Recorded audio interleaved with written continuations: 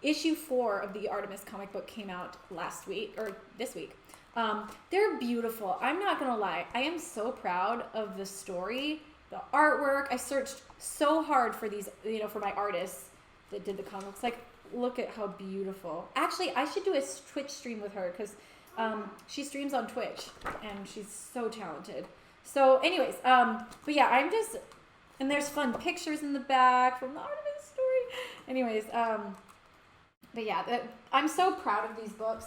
I've been literally working on the story for years. And I mean that, like, I started it in summer of 2019. I had a call yesterday working on issue 5. No joke. I still work on it. I mean, during the pandemic, I would work on it almost every day, like at the beginning. And now it's slowed down because, we're waiting for the artists to catch up to us. But yeah, issue 5 is almost done. And I'll be working on it for another few. I'm hoping to get them all out before tour. Anyway, sorry, I'm talking so much about my comic book because I really care a lot about it. Jason and he's my co-writer. It's funny, he was telling me yesterday, he's like, I didn't know how involved you would want to be. He's like, I thought I was probably being brought on to write the whole thing. He's like, I didn't know you were literally going to write the whole thing with me every session, And he was like, I couldn't believe it when you were on tour in Europe and you'd get off stage and we'd be writing and Skyping as you'd be taking off your makeup. And that's true. We would Skype after the European shows late at night because it was good for his time. So funny. All right, how much time do we have left? We have 1 minute.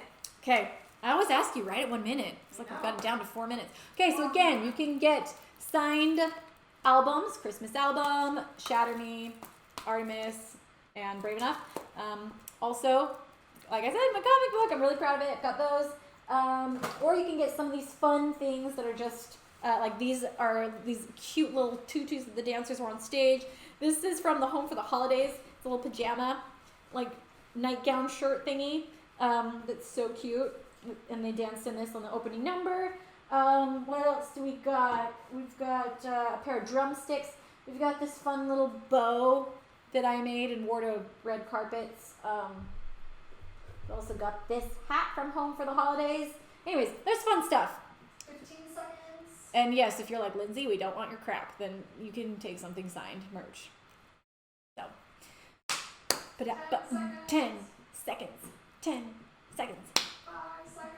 And if you want any of these awesome costumes, these are from my music videos, you can type in !auction and it will take you to eBay where you can bid on them. Okay. Hawkbat. Hawkbat. Hawkbat. Not a hawk, not a bat, but a hawkbat. Hawkbat is our winner.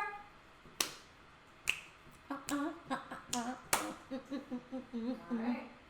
We'll Okay. do another one when you're done playing violin. Okay. Also, by the way, the auction is going to last for a few days. So you can keep checking on it throughout the week to see, what the progress is and keep bidding away. Okay. So someone's asking for Electric Daisy, so I'm going to do that.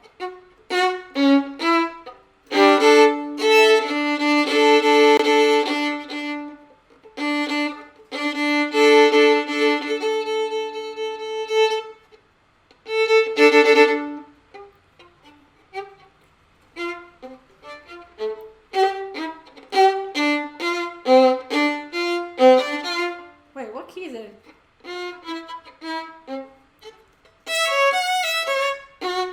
There it is.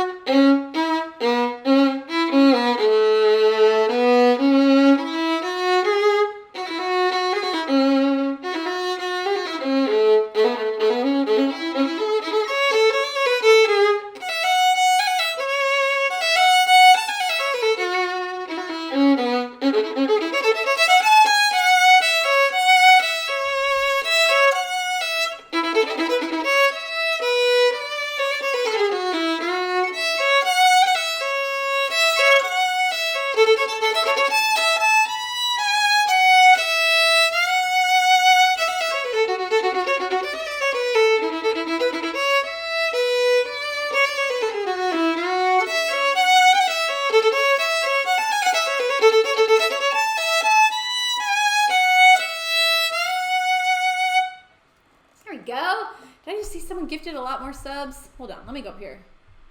Shell Marie gifted subs. Thank you so much, you guys. Thanks for gifting the subs. I feel like I've seen more.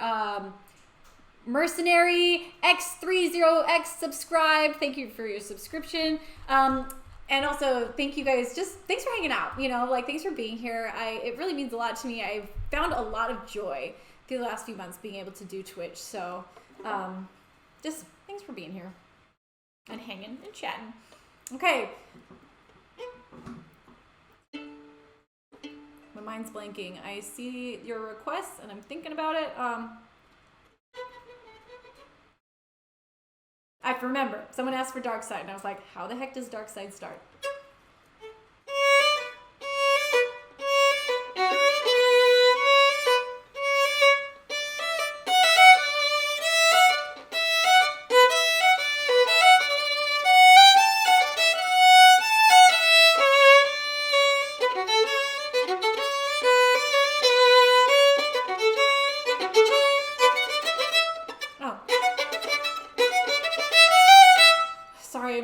It's hard to like stop playing, start playing, stop playing, start. Got it. Okay.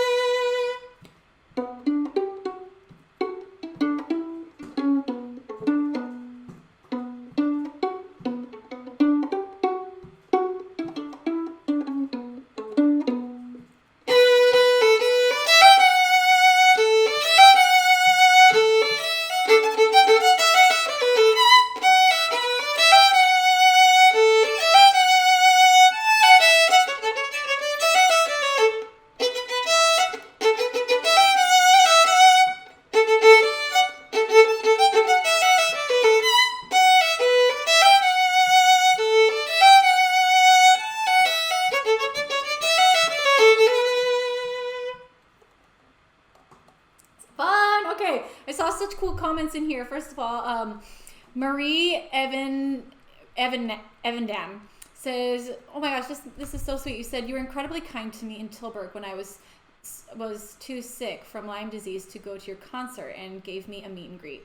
So still so thankful. It was a light in a dark time for me. Thank you so much." And I remember meeting you. I do remember that, and it was really great to meet you. So thanks for being there, and I'm glad we had that moment because it was a really real moment for me. I've had a lot of people in my life go through hard health situations, and so yeah, if I can ever be a light in a dark place for someone like that, so many people have been a light for me when I've been in a dark place with people like that, you know, in my own life. So yeah, thank you for sharing that. Island Cat 9807 gifted a bunch of subs. Thank you so much for gifting the subs. Can you do a giveaway? CMAC, I will be doing a giveaway in just a bit. Probably like 20 minutes. We'll do another giveaway. Let's see. Oh, the crown has been taken. I should take it down. That crown has seen a lot of action, a lot of tours. Yeah, lots of tours. Look at this cute little crown. It's metal. I mean, it's like a metal, yeah. It's a very bendable metal, but it's... That crown has been with us for a while. Yeah, that's been on, I think, every Christmas tour. Yeah. So, we will miss her. Or him. Can you play Shatter Me? Okay. By the way, actually, I'm curious. Right in the chat, I am so curious because a lot of times when I play a song, I'll see people say, "This is such an underrated song." What do you think is your what song do you think is the most underrated that I have? You know, one of my songs from my albums that you think doesn't get enough attention, or one of my videos that you don't think. I'm so curious to see what you guys think. Ascendance, We Are Giants, Firefly, Power Lines, Masquerade. I really agree on Masquerade. I love Masquerade. Upside. What's your favorite song? I'll tell you that in a minute. Master of Tides, Waltz. Wow, Waltz. Forever Glow, Love's Just a Feeling. Prism, Power Lines, Firefly, Waltz. Eclipse. Okay, I love Prism. Song The Cage Bird is my favorite. Activate from Brave Enough. Wow, there's a lot of Power Lines. There's a lot of bonus tracks that are on this list. And Firefly. I'm a firefly. We can go tonight. So let's paint the sky. Find the color in the black and white. It was very pop and happy. That was fun. Yeah, I used to sing that on tour. I'm a firefly. We can go tonight. All right. Oh, the Phoenix, Shadows. I love Shadows. Okay, someone asked what my favorite song. My favorite song is... it's really hard. Different times. I'd say my favorite recent song, my favorite songs on the Artemis album were Artemis, Between Twilight, and Masquerade. Those are my favorites. Probably Artemis, though, was my top one on the Artemis album. And then... overall, though, Shatter Me, probably. That's just a very special song to me. It'll always be one of my favorites. And on that note, I'm going to play Shatter Me.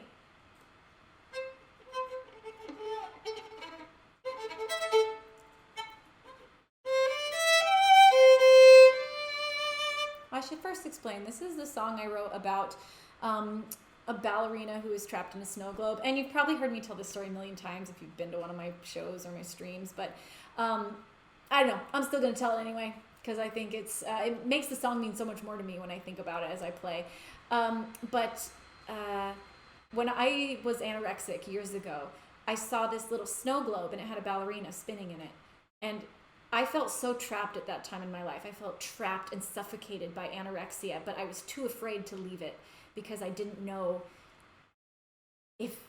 what my value was. I didn't know what else I was because all my value had been trapped up in numbers and scales and calories. And that's all that I knew about myself anymore. It had consumed me. And so I looked at this little ballerina and I thought, I wonder if she wants to get out of that snow globe. I wonder if it's a protection or if it's a prison for her. And then I thought about myself. I just related to her. I was like, is my eating disorder a protection or is it a cage? And I realized the answer was it's definitely a cage. And so I wrote Shatter Me as the story of the ballerina who realizes that her snow globe is not protecting her, it's caging her. And that's something that we can all realize about different things we struggle with that we think are helping, but they're actually trapping us. And so it's her story breaking free. And the biggest part about it for me was that in order to fully break free from the snow globe, she actually had to shatter her porcelain shell. You know, her what she thought was her own skin. She had to shatter free from it. And only then did the snow globe break. And only then did she realize that that wasn't her. She was actually underneath. And that's where the real person was. And that's what I had to realize. So it's pretty, for me, it's a very powerful message and a very powerful song. And anyone who's struggling with any sort of self-worth, any sort of mental disorder, eating disorder, depression, anxiety, whatever it may be, or even just feeling like you're not enough, these are things you can work on. I promise you. I hated myself at one point, honestly hated myself. And I've been up and down through depression several times in my life and sometimes been really low. But just because you feel about yourself one way today doesn't mean that defines you. It doesn't mean that's who you are. You know, just because you're depressed doesn't mean you're depression. Just because you are having a hard day doesn't mean you're a bad person. Like, every day is a fresh chance to be better and to realize that we are worth so, so much and you're so amazing. And so never give up on yourself and your happiness. It's the only thing that is worth giving up. You know, there's nothing worth giving up everything for. And I gave up everything for a while to my eating disorder. Okay, I'm going to stop talking because I'm talking way too long. Okay, here's Shatter Me.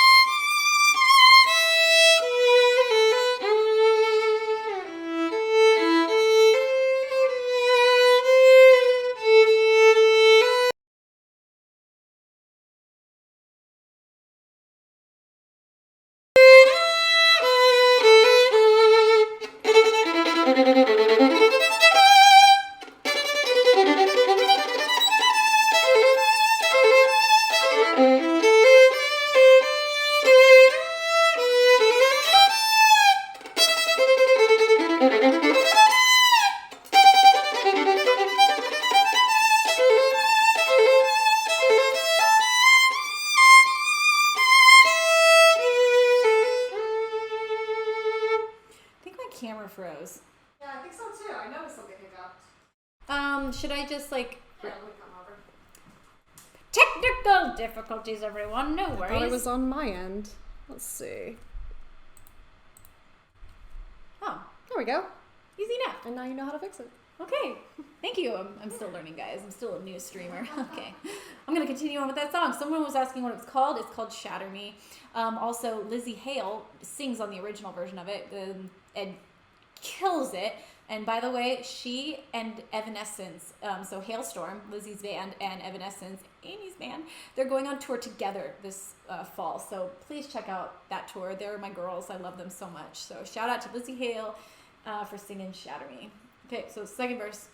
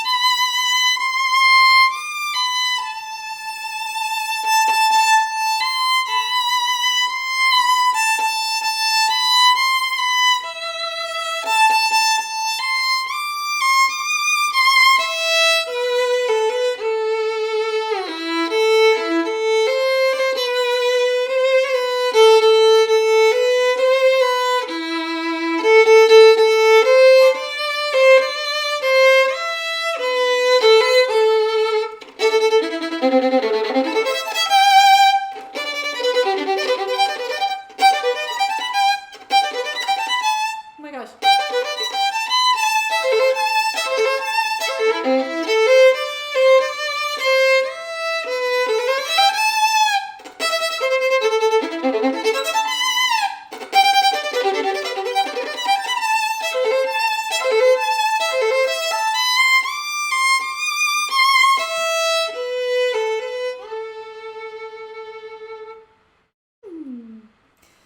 Whew. All right.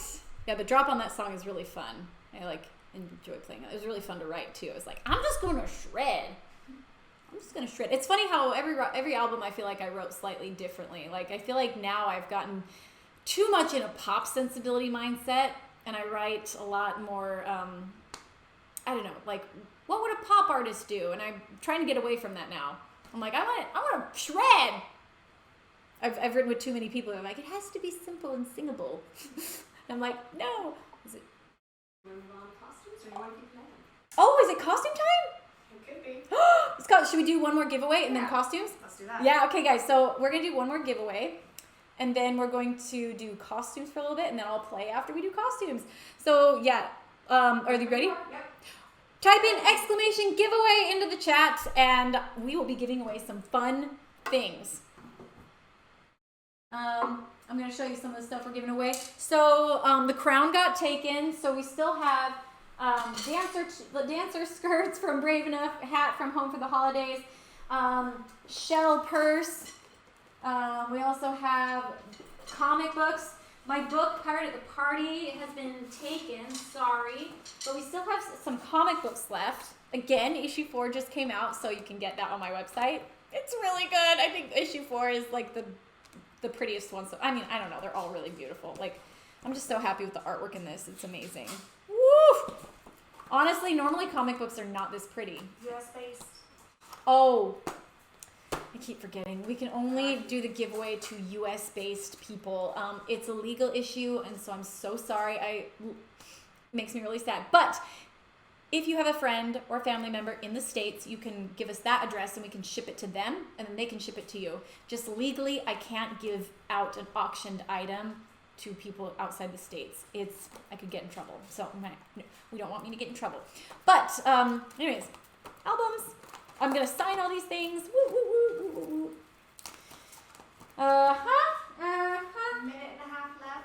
Minute and a half left. Okay. And then Lindsay and I are going to talk through some fun costume stuff. We're going to tell you some fun. Oh, by the way, don't forget that if you want to get these costumes, they are on auction. You can type exclamation auction into the chat. This is my Lost Girls dress, Roundtable Rival, Shout at Me, Lost Girls shoes. Yeah. The Be Right Back might be more than that. Yes. I don't know how long it'll take you to. Oh, suit up. Yeah. This might be a slightly longer Be Right Back. Also, I haven't eaten in a really long time. I'm just gonna grab like a nibble of something and probably fill up my water bottle. And then I have to get ready for our costume segment. But I'm excited. We're gonna be talking through some of our stories of like it's quite complicated sometimes the way we run through a show and the way we have to change costumes. Because I love costume changes, and so I'll squeeze as many as I can into a show, and sometimes they're really quick. They're like in like moments. All right, guys, just a few more seconds. 30 seconds? 30 seconds. Okay, while we wait. While we wait.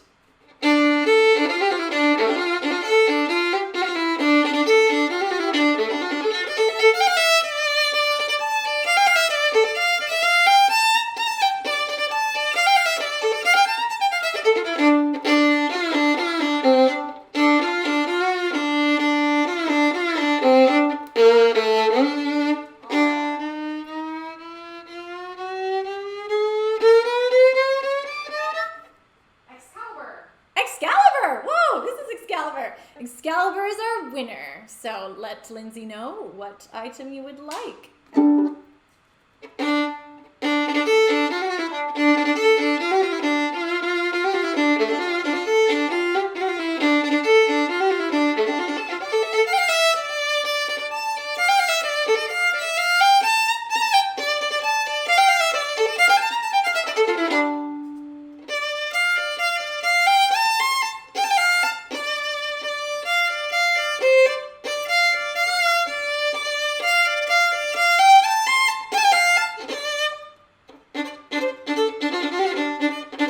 You tell me when you're ready.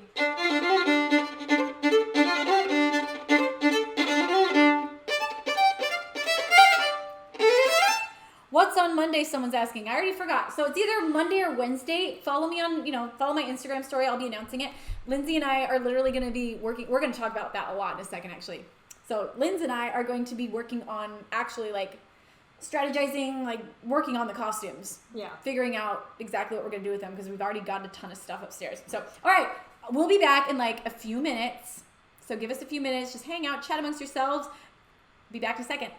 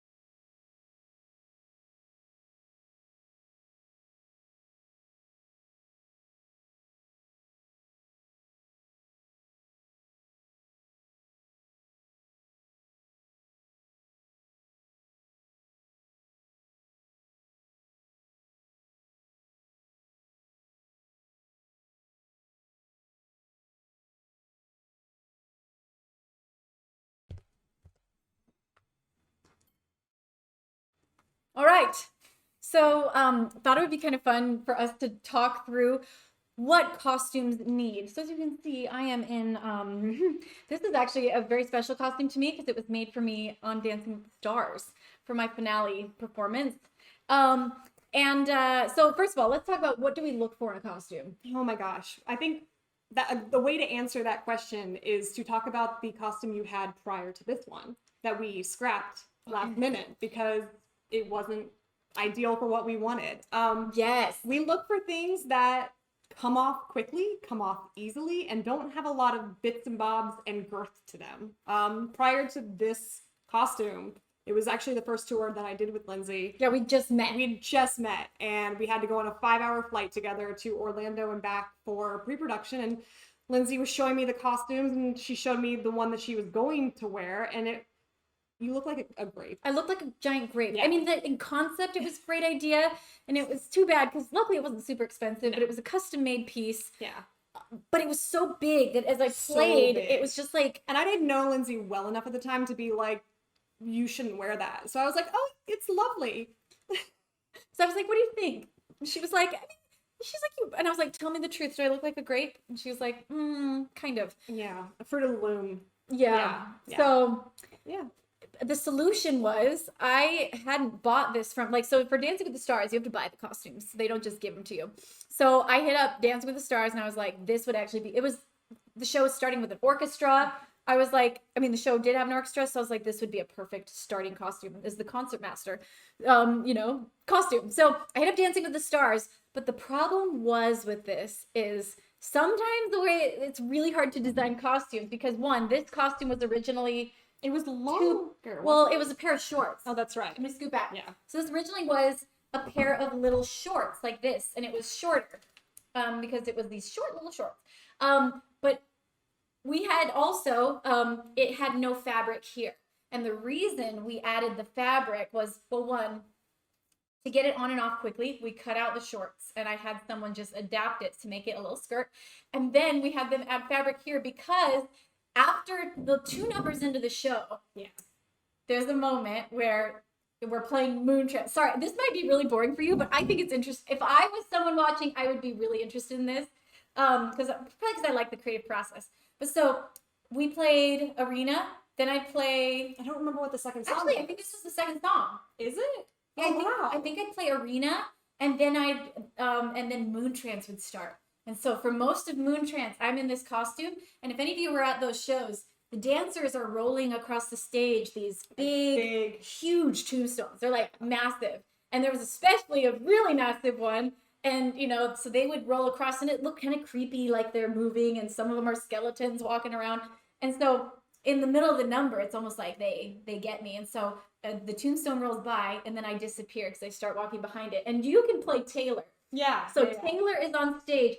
Oh, wait, I need a violin. Let me just show you the choreography to get this costume off. What we would have to do. So imagine that we're walking behind a tombstone. So Addie's in front of me, and then there is a zipper down the entire back of this. And so she would unzip it. We're, mind you, walking. I would hand her the violin. We're still walking. I would take this off, and I would see her from side stage. I'd set this on her arm, ripping it off. And then she would literally take it and go, whoop, she would just throw it back. But that's why we had to make, oh gosh, sorry. Excuse me. That's why we had to make a costume that had the chest covered because I was like, I need to have a costume that covers me up to my neck. And the zipper had to be installed so that we could get it off in a few seconds? Because literally that break, that was slow. But Taylor and I would do it so fast so that we'd get behind that tombstone. She'd take it off, hand her violin. I'd take it off. Drape this over her shoulder, take the violin, she'd throw it back, and then we'd step out, and suddenly I'm a skeleton. It was really fun. But, it took so much thought to think, how can we make this costume so it can come off in seconds in one piece and cover long sleeves and a turtleneck? So that's probably our number one thing that we come across that when we are designing costumes for the next show or thinking up the costumes for the next show is how do we make costumes that can come off quickly, but they can also layer on top of each other because you can't have bulging outfits with sleeves and stuff underneath. And also sometimes, I don't know, I think some songs I I realized, oh, I want to be a skeleton with the dancers, but how can I get into that? Or like, then right after, you know, this song, I played Shadows, but how long can you play a bunch of songs dressed up as a skeleton without it feeling weird? So I was like, I got to get out of this fast. So after we played Shadows and Moon Trance, Shadows, and then I'd literally run off stage as Rob would start Shatter Me. So there's this long intro in Shatter Me. Well, first you'd have to unzip this. Right. So I'd sprint off the stage. Meanwhile, while she's unzipping, I'm taking off my tennis shoes. and I'm like choking because the zipper would get caught half the time. So she would take that. Don't worry, guys. Don't worry. So then I'd take this off. And meanwhile, I'm hearing dun, bum, bum, bum, bum, bum. And I would have bum. this on the ground. And I'm also super sweaty, so it's like hard to get it off. So then I would step into this. Oh gosh, it's been We're, so long. yeah, we were really good at this. Very fast when we do it every So we night. pull it up. And then turn around. There's a button right here, and I'd snap. I would touch her on the back so she would know she's good. And it's kind of sagging. I know, I'm like, it's a little saggy. It's not quite in its best shape. But she'd tap me to let me know I was good. And meanwhile, I was putting on my new shoes. Yep. And then I'd literally grab the violin from whoever it was, Tyler. Yeah. And then I'd run out stage and then I'd walk on like this delicate And that was probably like a 15, 20-second change. Yeah, it was really Very fast. yeah.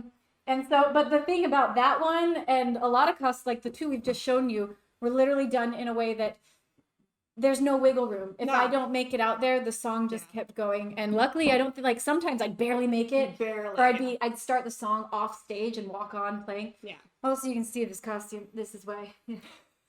This is why we need to replace costumes. This is why, and this only made it through one tour. Yeah. But I guess I wore it for a couple things. I don't know. Yeah. Also, a fun thing about costumes is the way that I like to do it is sometimes pieces are completely custom made. Like, obviously, that one for Dancing with the Stars and the Brave Enough one that I'm selling. Those are all completely 100% sewn and custom just for me. But like this right here, this was just bought off a dance website, you know? So we do a combination of doing some custom work for stuff that we can't find, or I'm like, I want something specific, but a lot of times it's just what's something pretty, and then we rhinestone it up. So like all these rhinestones were added, and then I had a custom made skirt to make it look special, you know, so that it felt like it wasn't just off a dance website. Yeah.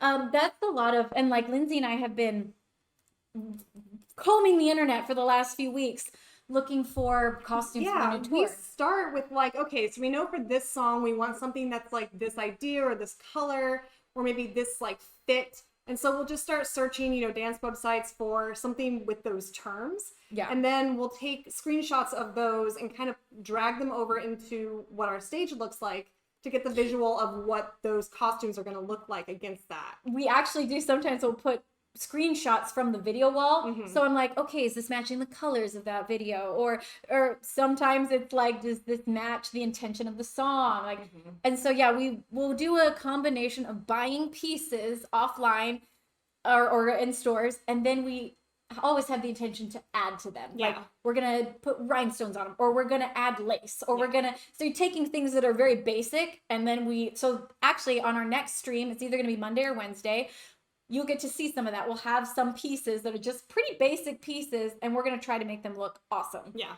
And also make them danceable. Sometimes, like, a big problem is, like, some of those dresses, I'm like, the girls won't be able to lift their arms. So we're going to have a seamstress be able to make a little gusset under the arm. And we also have to ask the dancers a lot of times, like, hey, we found this great thing that we want to do or we want to make. What do you guys think of this? And sometimes they'll be like, yeah, that's great. And other times they'll be like, there's no way that we can dance in that, or there's no way we can make that change between this song to that song because we only have this much time and we're going to be sweaty. We can't pull those things on. And so we have to think about like, okay, how can we make these able to get in and out of in a couple seconds? Literally. Hard. And it's hard. I will say, before every tour, it feels kind of like, there's no way we can make this costume change. Because like you saw, we're out of practice of this one. And so at first, it's like, what happens first? Do you unzip first? Do you pull the skirt? Like, what happens first? We choreograph it. So it's literally choreography. I run backstage. It's like, I turn around, zip, skirt, me take off shoes. Someone hands me my other shoes. It's like 3 people are there. Someone grabs the violin. And it's literally like choreography to get these costumes. And then other times we have a little more time. And a little more breathing room. You know, she'll hand me a water and I'll try to fan off for a second. But a lot of them are like, super fast. It'll take me about the first week. I'd say probably the first 5 shows. I'm still learning the best way to do things. And there'll be times where like I'll go to hand Lindsay something and she'll go, because she can't hear me because she'll have her in-ears in. So we very much have developed this like silent language with each other. But she'll look at me and she'll be like, no, this first. And I'll think, oh my gosh, yes. Or I'll do that. Sometimes I'll be reaching for something Oh, yeah. and you're like, no, not yet. Like this first. Because some of it does have to be on so correctly so that it can then come off correctly and we're not stuck later. Another fun one. Let's grab that skirt. This was a funny one in the Christmas show. This is 2 tours ago. It's when I was singing Warmer in the Winter. I was wearing the little toy soldier outfit. And so Lindsay would come on. You were crouched behind it the whole time. I pushed out the stove. Yeah. So we had a stove and like 2 pieces on wheels. And I would push out one of them. But then instead of leaving the stage, I would duck down behind it. And I would take this. And you can't really see it. But what I'm going to do is I'm going to lay it on the floor and then kind of open it up completely. So it has a little hole for me to step in the middle. As wide as possible. So then Lindsay would come around Maybe I while can playing. Oh, I know, while singing. Yeah, lift that up. So yeah, she would set the skirt like that while I'm still like dancing on the stage and I go, in front of the, okay, there. Perfect. I will fix that. Got it. So yeah, then I would run over behind the stove and I would say windows frosted. And so it's step here. Step in, and then I would shimmy it Windows up. frosted. And this is all behind the thing. And then I would Summer's kind of do a sleeping. pull and the dress. I don't really mind. And by the time I say mind, so basically it was this fast. I'd jump back, windows frosted, summer, and I'd like wiggle my little butt to like try to get it up. Summer's sleeping. And I'd always tap her to let her I know. don't really mind. So it was really fast. Yeah. And anyway. I don't think we ever missed it. There were times that it got close. For the first like week, she would step on the dress. Yeah. So I wouldn't be able to get it up because she wouldn't Like, realize. Move. No, that was the fun one. And it was funny because if I missed that cue, I would have missed the choreography with Renato. That was like a cute little ballroom routine. So anyways, spoilers, please. If you come on Monday or Wednesday, whenever we do there's gonna be some. I mean, you're definitely gonna see it. You won't see the whole thing. We're not gonna show you the whole enchilada, and none of my costumes are ready yet. I'm actually strange. Usually they plan the for me, but usually stylists always plan the dancers out, or sorry, the artist outfits, and then they plan the dancers outfits around the artist. I don't know why I always plan the dancers first. And I think the reason is because they have so many costume changes. And so I have to figure out, I like to do it backwards so that I can figure out how can I have a costume that matches all these fun ideas I have for them. We're definitely hitting a hiccup right now where we're trying to figure out with our summer set list how to make Lindsay make sense for like 4 songs in the show. That's our biggest hiccup right now. So we're still working on it. Yes, it really is so difficult to plan costumes because, it has to play into your set list. And you do have to think of it in terms of like, well, this song tells this story. This one is like, everyone knows this song's about a ballerina. Everybody knows Moon Trance is, a creepy, like, zombie skeleton thing. Everybody, like, those are what the songs are written for. So how do I wear one costume in between all those? Or how do I make super quick costume changes that can happen in a second? Because you don't want a video break every 2 songs, like that's not a show. So it really is like a puzzle. Like that's the best way to describe it. Figuring out how to artistically do the dancers' costumes so theirs can change at the appropriate times when there's enough time and breaks, and then also planning how I can match all of their stuff. But what's your favorite one that we've done so far in the 3 years I've been with you? Favorite like costume change. Costume change. Yeah. I mean, honestly, I think that I'm always amazed every night we make it to sleepwalking. Oh my gosh, yeah. I mean, it's not the most complicated, but it's so fast. And the fact that we nailed it every night, like literally, like I'm in a completely new outfit while a voiceover is happening. So I only have like 20 seconds to like fully run into the changing room. And also get a drink of water. Like that's her only time, except for like the maybe two speeches you do. Yeah. You really get a drink of water. Right. So that is my time to be like, yeah. And even if I'm like a little like stressed for something, like sometimes things happen that the audience isn't aware of. And as a performer, sometimes that can stress you out a little bit when you're like, this is off. Like this, something's off. And, it's my moment to just be like, you got this. Like, we're good. So yeah, there's the dancers are always cheering and they're like, you got it. Or like, we'll cheer each other on too, especially if it's like a show where something like we know something's a little bit off or something's sick. Like almost break her finger one show. Like that. Yeah. Addie slammed her finger in a door. In a door. In the middle of the show. She went backstage to grab something in one of their breaks because they had Yeah. a sizable break. And she slammed her finger in a door. She And comes back just in costume, ready to go on stage, and she's like sobbing. She's like, let's go. And she went on and she did it. And without a hitch, she did it. I didn't even know she was hurt until Yeah. the end of the show. They told me, and I was like, oh my gosh. And like, we were afraid we had to put in a splint for like a little bit, but Oh my crazy. gosh. The things that happen. Yeah.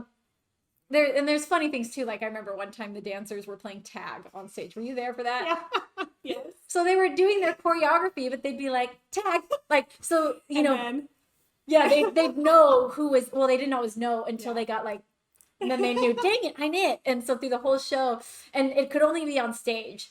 Anyways. Yeah. My favorite's probably the pirate jacket. Yes. Because that was such an awkward, how are we going to do this? And the map. And we have to do it again. And maybe. That's a part of the Artemis tour. Yeah, if We'll we keep it. see. So that was a hard one because it happened on stage, and I'd be talking to the audience and casually getting into this I'd be pirate dressing quote. her. But then also hiding a map that is the size of her, almost as tall as you, rolled up, and I would prep it in the back of the jacket, but then try to put the jacket on while fixing the map so that it could be torn out of the back of her jacket. And also in So weird. in that show, I had to be prepped to be lifted. Yeah. So meanwhile, She I'm was hard as talking. There was a secret harness under this coat that I'm like chatting with the audience and trying to and it's getting stuck, and I'm just like, yes, we're so excited to be here in Don't worry Cologne, about this. Germany, but like trying to make it look seamless and easy while we're both struggling because. And you don't want the audience to know there was a map. You didn't want the audience to know there was like straps. Like Yeah, and you also had t-shirts in your pockets. Oh, I would have to pull up t-shirts and shove them in her. So she had these big bulging pockets. There's with a this lot. map. And going into this little jacket with a parrot. Who's the falling- parrot! I love the parrot. Yeah, that was a funny one. I forgot about that. Oh gosh. Yeah, we need to replace that parrot. Let's see. Someone says, will you make a cover of the Frozen theme? I did. You did. I did. It was for the first tour in forever. Oh, it was so well done. We did that together. That was Yeah. teamwork. So the parrot is the best. Principessa? Principessa. Yeah, because we got her in Italy. Yeah. Who found her? One of our runners. I told him, I was like, we need a parrot. And he said, what do you mean? I said, we just need a parrot. Get me a parrot. Go find me a parrot. I asked Lindsay, I was like, wouldn't it be funny if there was a parrot on the shoulder? And this is like after like 3 shows into the tour. We were in, where was that in Spain? Was it in Spain or Italy? Maybe it wasn't Italy. I don't remember now. I remember what the backstage looked like. Me too. And I remember like Eric came in my dressing room and I was literally sewing a parrot's little feet onto my coat. And I couldn't believe it actually worked. Yeah. I was like, it actually stood up and it kind of like bobbed around Every as I show danced. it got a little rough, rougher. His little feathers are like this now. So I'm like, I need a new parrot. I think my favorite hiccup that we've had is, so the dancers do this thing. My nickname on tour is Fish because it's Lindsay and Lindsay. So Lindsay is Lindsay, but my last name is Fishman, so they call me Fish. And when the dancers call me on the radio, something's wrong. The dancers don't call me to say hi. They call me because something's wrong. So 10 minutes before a show in Poland, I hear Kaylin come on the radio on my shoulder, and she goes, "Hey, Fish." Fish. That's how you know something's wrong. My heart dropped. Fish. And we're walking to stage, and it was Addie, right? Addie had a corset that she opened the show in, and the corset zipper, it didn't just fail, it failed. It busted open. And so this wasn't a quick like we just pin it together thing. This was Lindsay and I, we put the show on hold. We had to do a temporary hold. Yeah, 10-minute hold on stage. Maybe 10 minutes, we hoped. And Lindsay and I got down on our knees with thread and a needle, and we literally She started at the top, I started at the bottom, and we sewed her into that thing. In. And then backstage, she had to cut it before going on, you know, when she had a costume change, she literally... I left scissors in their quick change, and they literally just cut her out of it. And then the next day, the next you fixed it. No, she did put a new zipper in. I put a new zipper in, and then Lindsay made fun of it because she didn't know who put the zipper in. I thought they had taken it to like a professional, and I'm like, thanks. It was like kind of crooked, and then she's like, I did. And I'm like, well, actually, in that case, it's really good, like, because you're not a professional seamstress. And I have that on video. I love that. I know, I felt so bad. I was like, no, it's good. I mean, We've had some pretty wild zipper failures that, One time, 3 days in a row. okay, so my red dress and Your the red white dress. the white dress, and then going onto stage the next day, it was Jess's toy soldier. We've never had a zipper Ever. failure ever. Well, and this was prior to Addie's. Yeah. So prior to that, we'd never had a zipper failure. And then 3 nights in a row, we had one after the other. And 2 of them were really major, too. Well, mine were 2 major. of them were like, Lindsay's going to be undressed on stage. Oh my gosh. It was a scary moment. Luckily, I if I thought it was actually gonna fall off, I would have left the stage. But I just all of a sudden, I think it was in the middle of Carol of the Bells, and Kaylin came by me and she's like, "Zipper," like she's like while dancing, "Your zippers," you know. And so, because I had thought I felt it getting looser, you know, and then. Sure enough, so I just was trying not to turn around through the whole number because I was like, oh my gosh, like I'm completely exposed. Like it was a pretty low zipper. So I went to that mic and talked in between numbers and was like, I'm just going to ask for some help out here. And Lindsay came up with somebody else. And it was Josie. So me and Josie, and I'm dressed as a shepherd. Stage to help us out. She was a shepherd in We Three Kings. So I'm dressed as a shepherd. Yeah, and with a little headpiece on and everything. I have pins in my mouth, and Josie's holding it shut for me while I pin it shut. And well, we I didn't just have, chat. like, I put the safety pins in, and I kept thinking, these aren't strong enough. They're not going to hold. And so, like, my life's flashing before my eyes. We get her into it. The only photo that exists of it is me doing, and you see me doing this in a shepherd outfit behind Lindsay on stage. Please hold. Oh, it kind of held. It kind of held. I mean, the reason I didn't leave stage was I only had one more number in that costume. And I was like, I can make it. We can get through. We can get through. It's Everything's fine. The Everything's amount of times we say that, that's one of Everything's our fine. thing. Is we just, because we'll say it like in real terms, like, it's fine. And then we say, everything's fine. Everything's fine. And then the night after that, we put Lindsay in her final number. So if you've seen the Christmas show, you know she ends it in a black dress that then unfurls into a big, beautiful white dress. And I don't know what happened this night. I think the stress, this was the second tour we used that dress, and I think the stress of every night that thing being pulled, the zipper just finally gave. And it didn't break, it just slipped. It slipped. So through the number, I'm feeling the dress get looser and looser until I'm like, it's like literally just hanging on my shoulders. And Eric asked you, he's like, does she have anything on under And that? I go, nope. Like literally, some of those costumes, they have the, everything you need in one piece, like we said, so that you can switch. My favorite part of that is every single final number, Lindsay walks up the steps. So I'm waiting with her with the skull crown that goes on her head. And every night during a normal show, I put it on, shove it onto her head because you have to like hook it into her hair. That's another funny thing. It is just how rough we get. Oh yeah, she would just like, I'd like lean down. I'd and put she my would just, hand behind her head and just shove as hard as I can. and because I wanted to end the show with that beautiful silhouette, and it worked. I mean, so that night you walked up those steps, and most nights she looks at me, she'd meet my eyes, and she'd go. That night she went, and like she just shook her head at me because I don't know that you knew completely what was happening because you couldn't see behind you. Did the dancers say anything to you? No, I don't think that time. And you were tripping on it. It was tripping because the thing wasn't zipped up the back, so it was looser, and the long dress. I always had to like kick step, kind of like a Jennifer Lawrence learned in that award show. So yeah, I'd kick and step, so I didn't trip on it, but it was too long that night, and I was like tripping up the stairs trying to just finish the dark And then number. on that night, in my head, I went, do I put the crown on her or do I zip up the dress? And like as she's walking towards me, I have the thing in my hand, and I'm like, okay. And I put the thing down, I try to zip her up, and then I try to put the thing on, and then I try to zip her up, and she goes, just zip up the dress.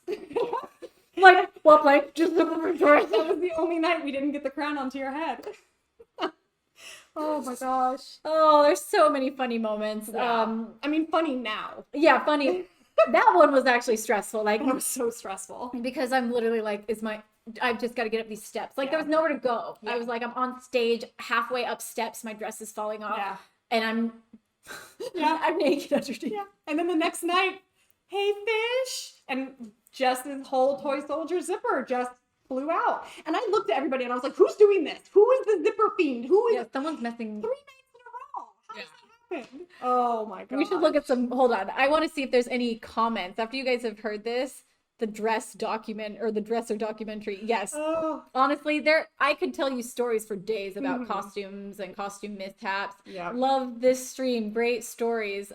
Join. Oh, by the way, I see someone say exclamation Discord. Join our Discord. It's really fun. I love the community that's there. Join it. We're gonna be using it a lot on tour. So also it's fun. My tour guys, if you were in the stream earlier, like Andy and Alec, they comment in it sometimes. So join the tour Discord, or the Discord by typing exclamation Discord. Also, since we've been talking so much about costumes, we're auctioning off several costumes, like my Lost Girls dress, my Brave Enough costume from tour. Yeah, Lost Girls and Shatter Me dress. That's pretty awesome. I mean, that's like a special dress to me. Custom made for me. It's really pretty. Also, it has a lace up back, so it's really hard to get into, but anybody, it can adjust for different sizes. Also the shoes, and then from Elements. So these are pretty special. I love costumes, and we're auctioning them off on eBay. So you can type in exclamation auction, and then we're going to reinvest all the money from these into the costumes that we are currently working on. And honestly, it'll help us be able to get someone to probably do a better job selling than we would. I'm really excited about this tour's costumes. Me too. We're like very proud of what we've done. We got really brave and made some decisions that, I mean, I hope they pan out. Yes. Right now we're like, I think it's going to work because we have some transitions that require like a couple things like, okay, do you think this costume can transition from this into this with a minor tweak? And we're like, I think so. Yeah. I think so. We're really trying to draw something that we don't really usually do. We're trying to make our costumes now go into the next song, but as a different costume now. Right. And then eventually they come off and change, but we're trying to now stretch them in very fun and unique ways that we haven't done before. Yeah, so they like just kind of bored. The same. I know, it's funny. I was bored up until probably a month and a half ago, and now all of a sudden I'm like, oh my gosh, it feels good though. I'm staying up till like 1 a.m. working again. It's so fun. She called me the other night. She's like, do you have any extra bedazzles and glue? I want a bedazzle. I was like, I'm in a crafty mood, and I literally drove to her house and got some glue and rhinestones, and I like watched Nashville while I was just like bedazzling my dress because it needed some more rhinestones. So if you want to say honestly, and I'm just gonna say this, I think I'm the most hands-on artist I personally know. I I'm agree. Literally hands-on. But Sharpie 303 asked, do you practice these changes? We do. In the first week, I think the European Artemis tour was the only one that we didn't practice. And after the end of the second show, I looked at you and I said, can we take like 10 minutes tomorrow to just walk through all the quick changes? Because I was stressed because I didn't know the best way to do it. I think we were just busy and it just never happened. Yeah, I mean, we all flew into Europe at different times, and then we just hit the ground running, and we didn't have time to practice them. But normally, yes, we do. Yes. Yeah. I can only imagine the panic everyone backstage. Yes. Like, because they'll all be on radios. They'll be like, well, if something's wrong on stage, you're like, Lindsay's zipper's broken. Yeah. What do we do? With the crew, there are times in the show where I will radio into them and just say, we need 10 more seconds. We need 15 more seconds. And they always make it happen for us by like stretching something or, Why do you call Lindsay too Fishman? Well, my last name is Fishman. So then my nickname became Fish. My nickname was Babygate for a while because on the first tour I did with Lindsay, I fell out of on a stationary bus, not on a moving bus. I rolled out of my bunk in the middle of the night, my top bunk, and I hit the floor. And I was so afraid of doing that again that I bought myself a toddler gate for my bunk, and everyone thought it was hilarious. So yeah, so I became Babygate. She was Babygate first tour. USAF Biomine, thank you so much for donating subs and gifting. Thank you so Amazing. much. And thank you, Mom Uni for gifting. I should make this bigger for you. I know. No, I'm good. I can see. This is too funny. I'm glad you guys are enjoying this. I was like, I'm not sure if people are gonna find this interesting. We laugh a lot. We laugh a lot about it. And also, I'm just I love behind the scenes. I love to see how things work, especially before I was in the industry. I guess even now, I love to see how other people do it. And so it's fun I was like, I would enjoy this. Yeah. But like, yeah, sure. I wasn't a wardrobe person prior to working for Lindsay. And then when I interviewed with Eric Jackson, he asked me, he said, can you sew? We need a wardrobe person. Can you sew? And prior to then, I'd only worked for male artists. And I'd sewn like stitches onto torn jeans and stuff like that, but I'd never sewn. And so I told him, I said, I'll learn. He said, great, you're hired. And I was like, ah. So I really dove into learning what wardrobe was and like asking a lot of tour friends, like, hey, can you tell me everything you know about wardrobe so I don't embarrass myself? And I still embarrass myself. But We all embarrass ourselves. Yeah. That's part of tour. I now feel completely qualified to be a wardrobe person. Oh man. Ooh, this is so cool. Loved your costumes in the Christmas tour. My friend Mary and I went in the ones costumes in Toledo. Oh, you were the ones in costumes in Toledo. That was the time when I spotted them. Is that the time when I spotted you in the audience, Anna? And I was like, I want to meet you guys because they looked so good. They had the little soldier hats and everything. Like they looked so cute.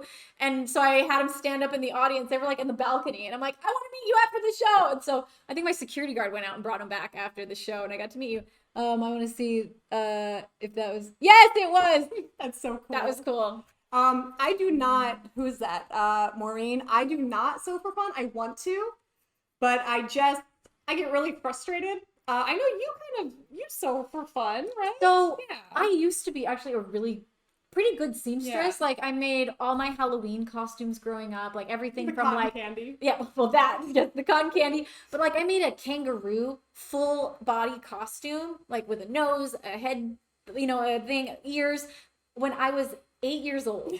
Like that says a lot about it does like just the way I'm determined and my mind works, and like just the crafty, like I will figure this out, and I haven't changed since. So I've been sewing since I was 8, and I remember my mom was like, I don't have time to make you a kangaroo costume this year, I'm so sorry. And I was like, well, I'll do it. And she was like, okay, just go for it, be my guest. But yeah, I also sewed my own prom dresses in high school. So like I used to be I sewed my best friend's wedding dress. Talk about pressure. I love that. Why would I do that? I remember being like, why did I say yes? This is like the most important day of her life. I'm like sewing away. Make my wedding dress? No. I'm not in the wedding dress market anymore. I'll just take the wander dress. Yeah. Oh, yeah. Dress. Might smell a little. Actually, no. That one never got stinky. Actually, you know what? That's something that we should talk about, like why we're replacing costumes and why they get so torn up. And yes, we replace costumes because very quickly they get things like this, and once this happens, it's just a matter of time before this whole thing gets shredded. And the way that we unfortunately have to do it is after 90 minutes on stage, you have costumes that are wet, that are from sweat and just whatever. And unfortunately, we don't have the time to dry them right then and there. So they get hung up, they get put away into our cases and shut, and then they sit on a truck for 12 hours? 12 hours. And then they come out the next day, and then I try to wash them. But because of the nature of these costumes, like, see the bedazzles and all that, I have to hand wash them, and then I have to let them all hang dry. So I'm sure you've seen on Lindsey's social media the occasional video of a fan blowing something. I try and get really creative with how to dry these costumes in the very short amount of time that we have. So whether it's asking Annie to help me nuke them on stage with lights, or Melina K says, or the pit of despair. And the pit of despair. It's the name of they call, I think, the dancer's wardrobe case. But yeah, vodka. We definitely vodka. Yep. We're gonna change it this tour though. We're gonna insist that the costumes go in the truck last instead of first. One of the problems is that the costumes go in the truck first and then they come off last. So this tour, I am insisting that it's flipped. Yeah. So I have a little bit more time to take care of them, and they just worn down. They how we showed you how we have to rip them off and take them on so fast. Yeah. So I'm not delicate. That's wear and tear on a costume. We try to be careful, but at the same time, when you hear your intro starting and you're not ready yet, you're just like, get off. There's been times that Lindsey has stepped into a dress and we've pulled it on, and I can hear, and I think, I hope that's not gonna. That's on board.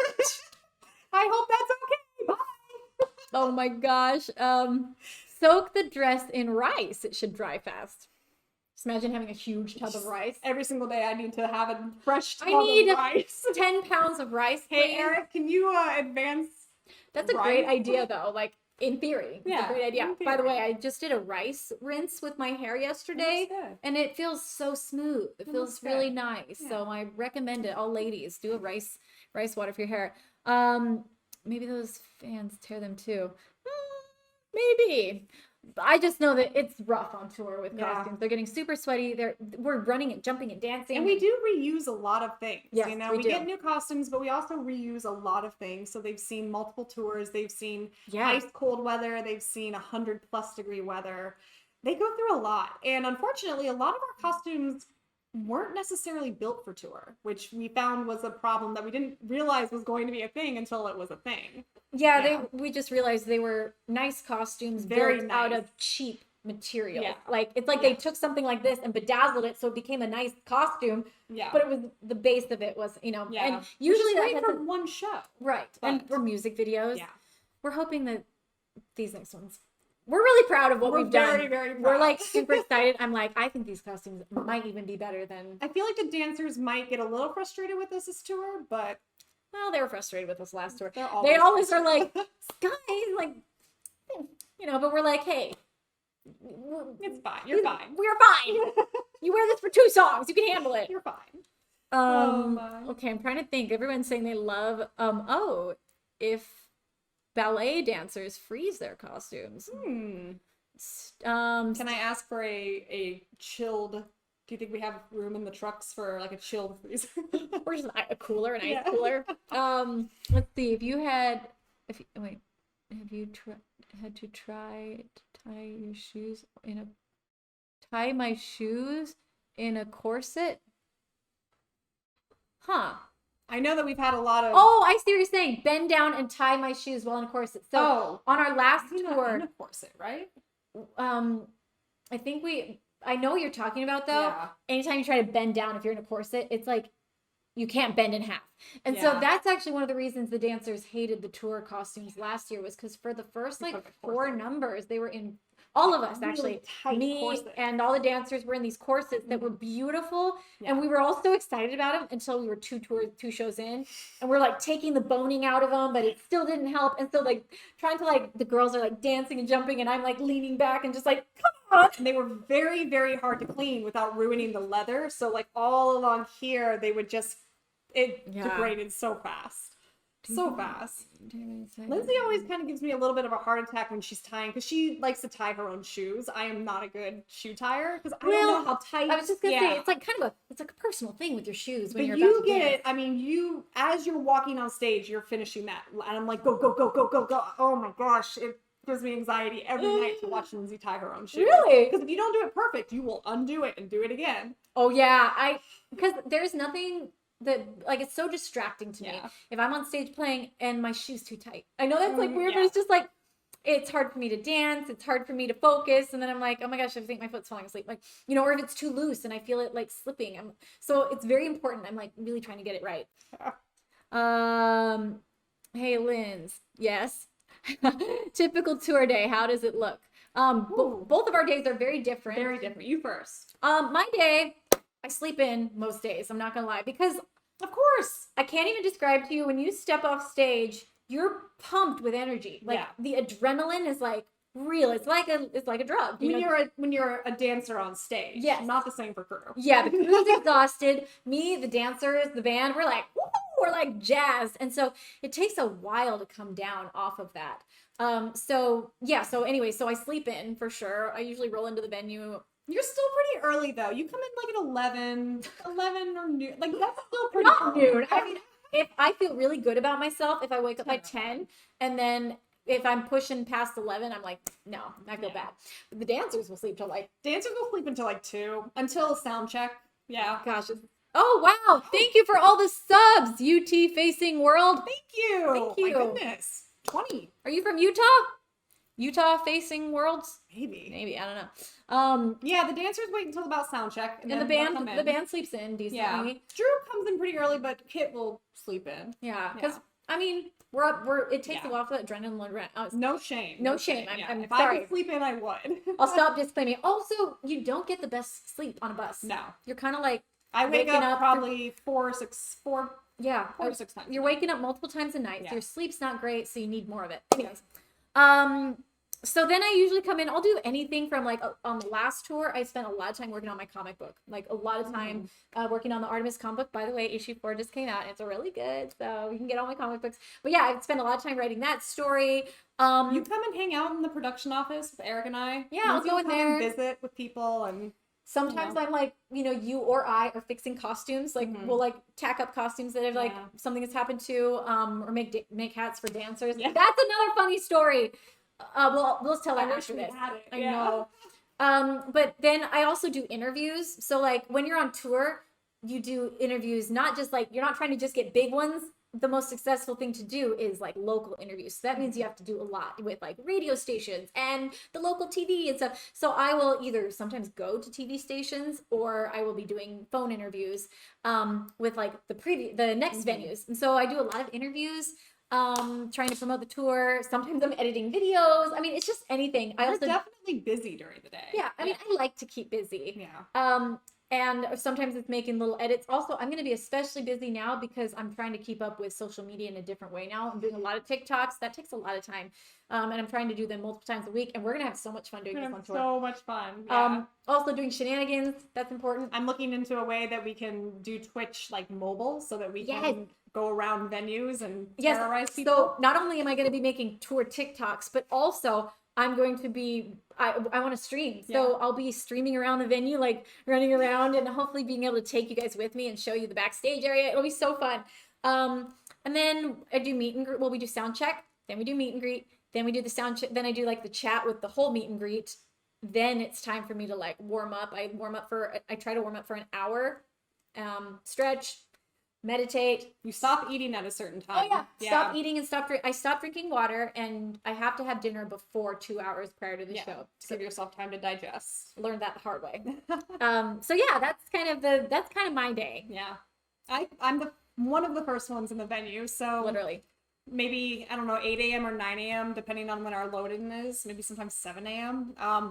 I, along with the rest of the crew, will go in. I meet everybody who's working with us that day, our runner. And I find everybody's dressing rooms. I put up signs that say where everything is, and with arrows and whatnot. And then so many different things. I start wardrobe. I start Lindsay's busy. She does a lot. I have like a mountain in my head of things that I do every day, and she's literally like, you put the wardrobe area all the together. Quick changes up. So she sets up like all the quick change, not only the pipe and drape, so that we have a little private place to change, but also you preset a lot of. Well, the dancers preset some of their costumes. Dancers will preset pieces of their costumes so that they know where they all go. Yeah, the dancers do take their own costumes and put them where they want them, but I'll set up what we call a quick change. Yeah. So every single or both sides of the stage have 4 closets on one side and 5 closets on the other, which are just like shelves pretty much that I've built. Shoes, goggles, Yep. And then the costumes will go in these little shelves, and that's kind of where we go in and change during the show. Those are our little homes. Just like a little home. And it's nice because we all do go set our stuff where we want it, so that when you're running in, it's not like, where's everything? It's like everybody has put their stuff in their own little like area in the right order, so that know. Anyways.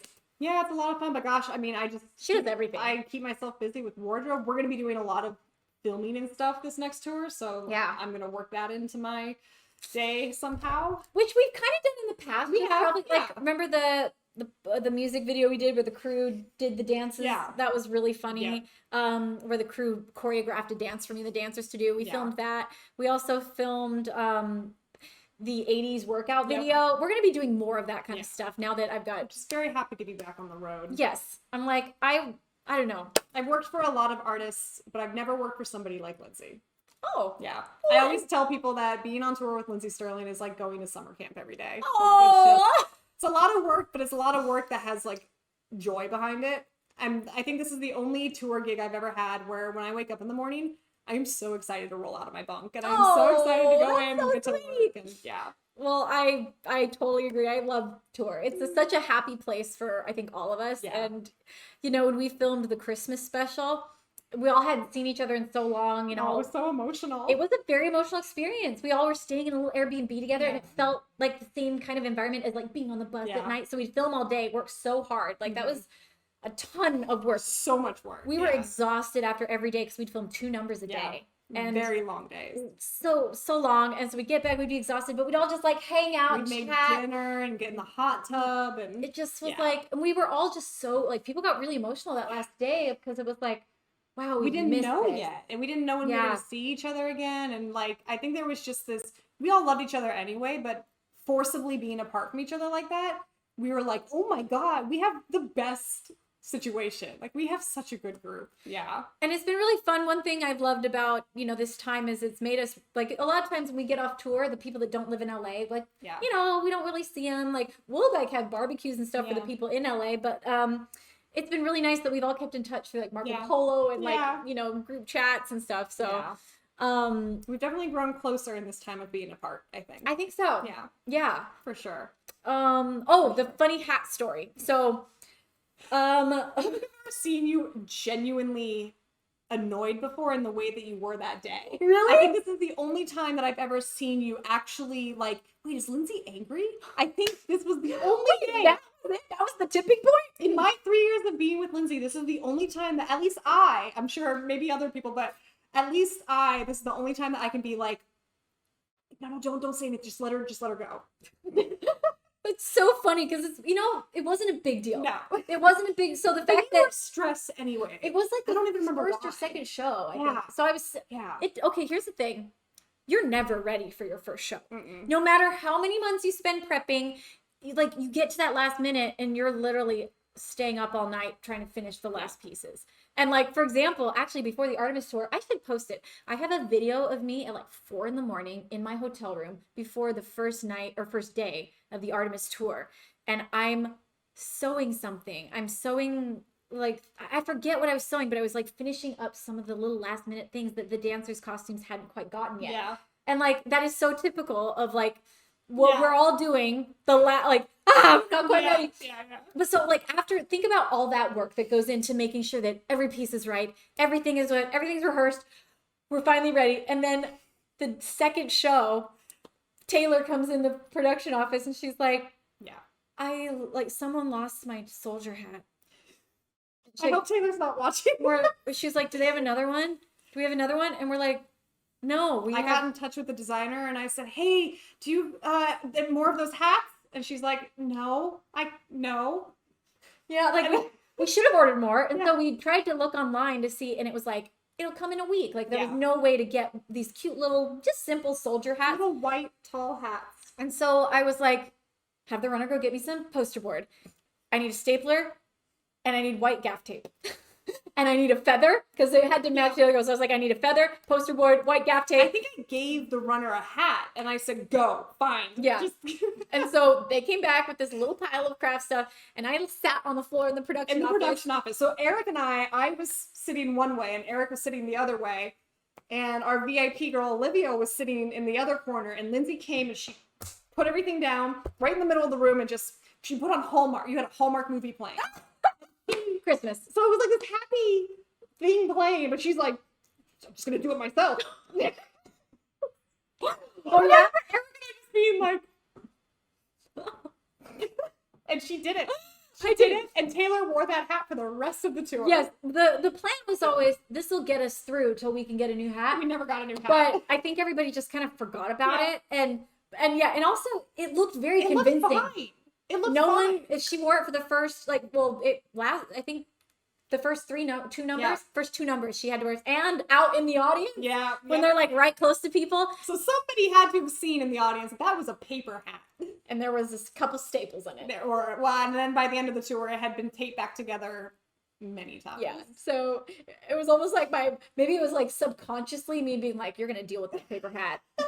But honestly, I don't think Taylor even lost the hat. She claims that a roadie took it. She claims that somebody, which I totally believe that. I was like, that could happen. Like Yeah. someone backstage saw it, because sometimes they'll be so fast that they'll they'll just just set put them them down. And then Yeah. she's like, I looked for it and I couldn't find it after the Which show. I totally believe. So, it's chaos. it's not Taylor's fault. Yeah. I'm not Um, blaming you, Tay. Yeah, Taylor. But you know what? I feel bad. We pulled a prank on Taylor the next tour. I think it was the European Artemis tour, because she thought she lost something. Oh, she left something on the side of the stage and I found it. And I want to say it was Eric. Maybe not. I don't remember who, but somebody said, let me have that. We're going to make her think she lost it. What was it? I can't remember. Oh my gosh. I'm Maybe gonna it was have to like an ask the umbrella crew. or... It was, it was some sort of headpiece, I think, but she didn't know where it was until the next day when she started setting things out. And she came into the office and she's like, because we give her crap about that jokingly about the hat all the time. It's like, oh, just don't let Taylor have it, you know. and I remember I can't remember exactly how it happened, but somebody pulled it out and they were like, don't lose this. So funny. Oh my But god. now we buy doubles. We of try to things. buy extras of things, like Yeah. because you never know. I appreciate that we're all so close that we can mess with each other like that. Rhodey didn't steal it. Muggles, are you a roadie? I'm sorry. Oh no. I'm just kidding. You know, a stagehand, someone backstage. Maybe someone's not backstage. Which happens. I lose signs all the time. We have signs that point where to go that say like Lindsey Stirling, you know, warmer in the winter tour. People take those. Don't take those. I need those. Wait, my favorite thing, Kit and I joke about this all the time, is that we're like, tour makes artists and performers dumber. Like 100%. And let me tell you why. You wake up in the morning, you roll out of bed. First of all, it's 10 o'clock in the morning or later, you know, or 11, 12, whatever. So you roll out of bed and then you like open the bus door and I'm no joke, there's a sign with an arrow that's in line with sight for us. And then you follow where that sign points and there'll be another sign with an arrow. So there's all these bright pink signs. And then there's a sign that says Lindsay's dressing room that way and dancer's dressing room this way. And then there's a schedule that tells you exactly when lunch is coming. You never and have then to see. you don't have to use your brain. And I then mean, if you want, I can leave you like a little map, like a X marks the spot. Yeah, clues. I'll just tape it to your bus door and then make you find your way in every single day. You should do that as a joke one day. I should. Like, see how long it takes the dancers to find their way in. Like, tour prank number 1. Oh, that'd be funny. Oh, that would be really funny. Yeah. We should park the bus down the street somewhere. Yes. Oh my gosh. We literally have to like, especially because we're a lot of times carrying like our clothes and we're in They have pajamas. suitcases with them and they're like half asleep. Yeah, because with their usually hoods up. we all bring suitcases in because we got to bring our makeup. We got to bring like a change of clothes for after the show, and and also something to shower, like all your shower stuff. So it's usually just easier to like move into the venue for the day. Yeah. Anyways, We'll definitely do that. well, we have been. I can't believe that was an hour. That was I know. so Oh my fun. gosh, we could go on forever. We literally Next could. stream. Well, don't worry. Yeah. We're gonna do this more on tour. And I think it'll be fun. Next time we'll also grab the dancers in here. And anyways, I'm excited. Please join Lindsay and I on. Like I said, I'm so Either sorry. Monday or Wednesday. What are you thinking? I think we had chosen Monday. We had, but I think Wednesday might be better. We'll let you guys know. So sorry. Yeah. Because I can't go shopping on Saturday. That's now. right, My yeah. Saturday's full. It probably is going to be Wednesday. Follow Lindsay on Twitch. Yes, follow me on Twitch, probably Wednesday, or look on my Instagram stories because probably on Wednesday, we're possibly Monday, we're gonna be doing a stream where we're gonna be like kind of piecing together costumes. We're gonna try not to give too many spoilers. Yeah. But You'll just get to see us. You'll just get to see like hints make of stuff. things, and we're gonna be rhinestoning things. We're just gonna be talking kind of Yeah. like this, but we're gonna be also kind of explaining some costume Maybe things. we can get the dancers to tune in with us that day. Maybe. Yeah. be Yeah, they part were of it. busy today. They were all teaching and stuff. Yeah. Okay.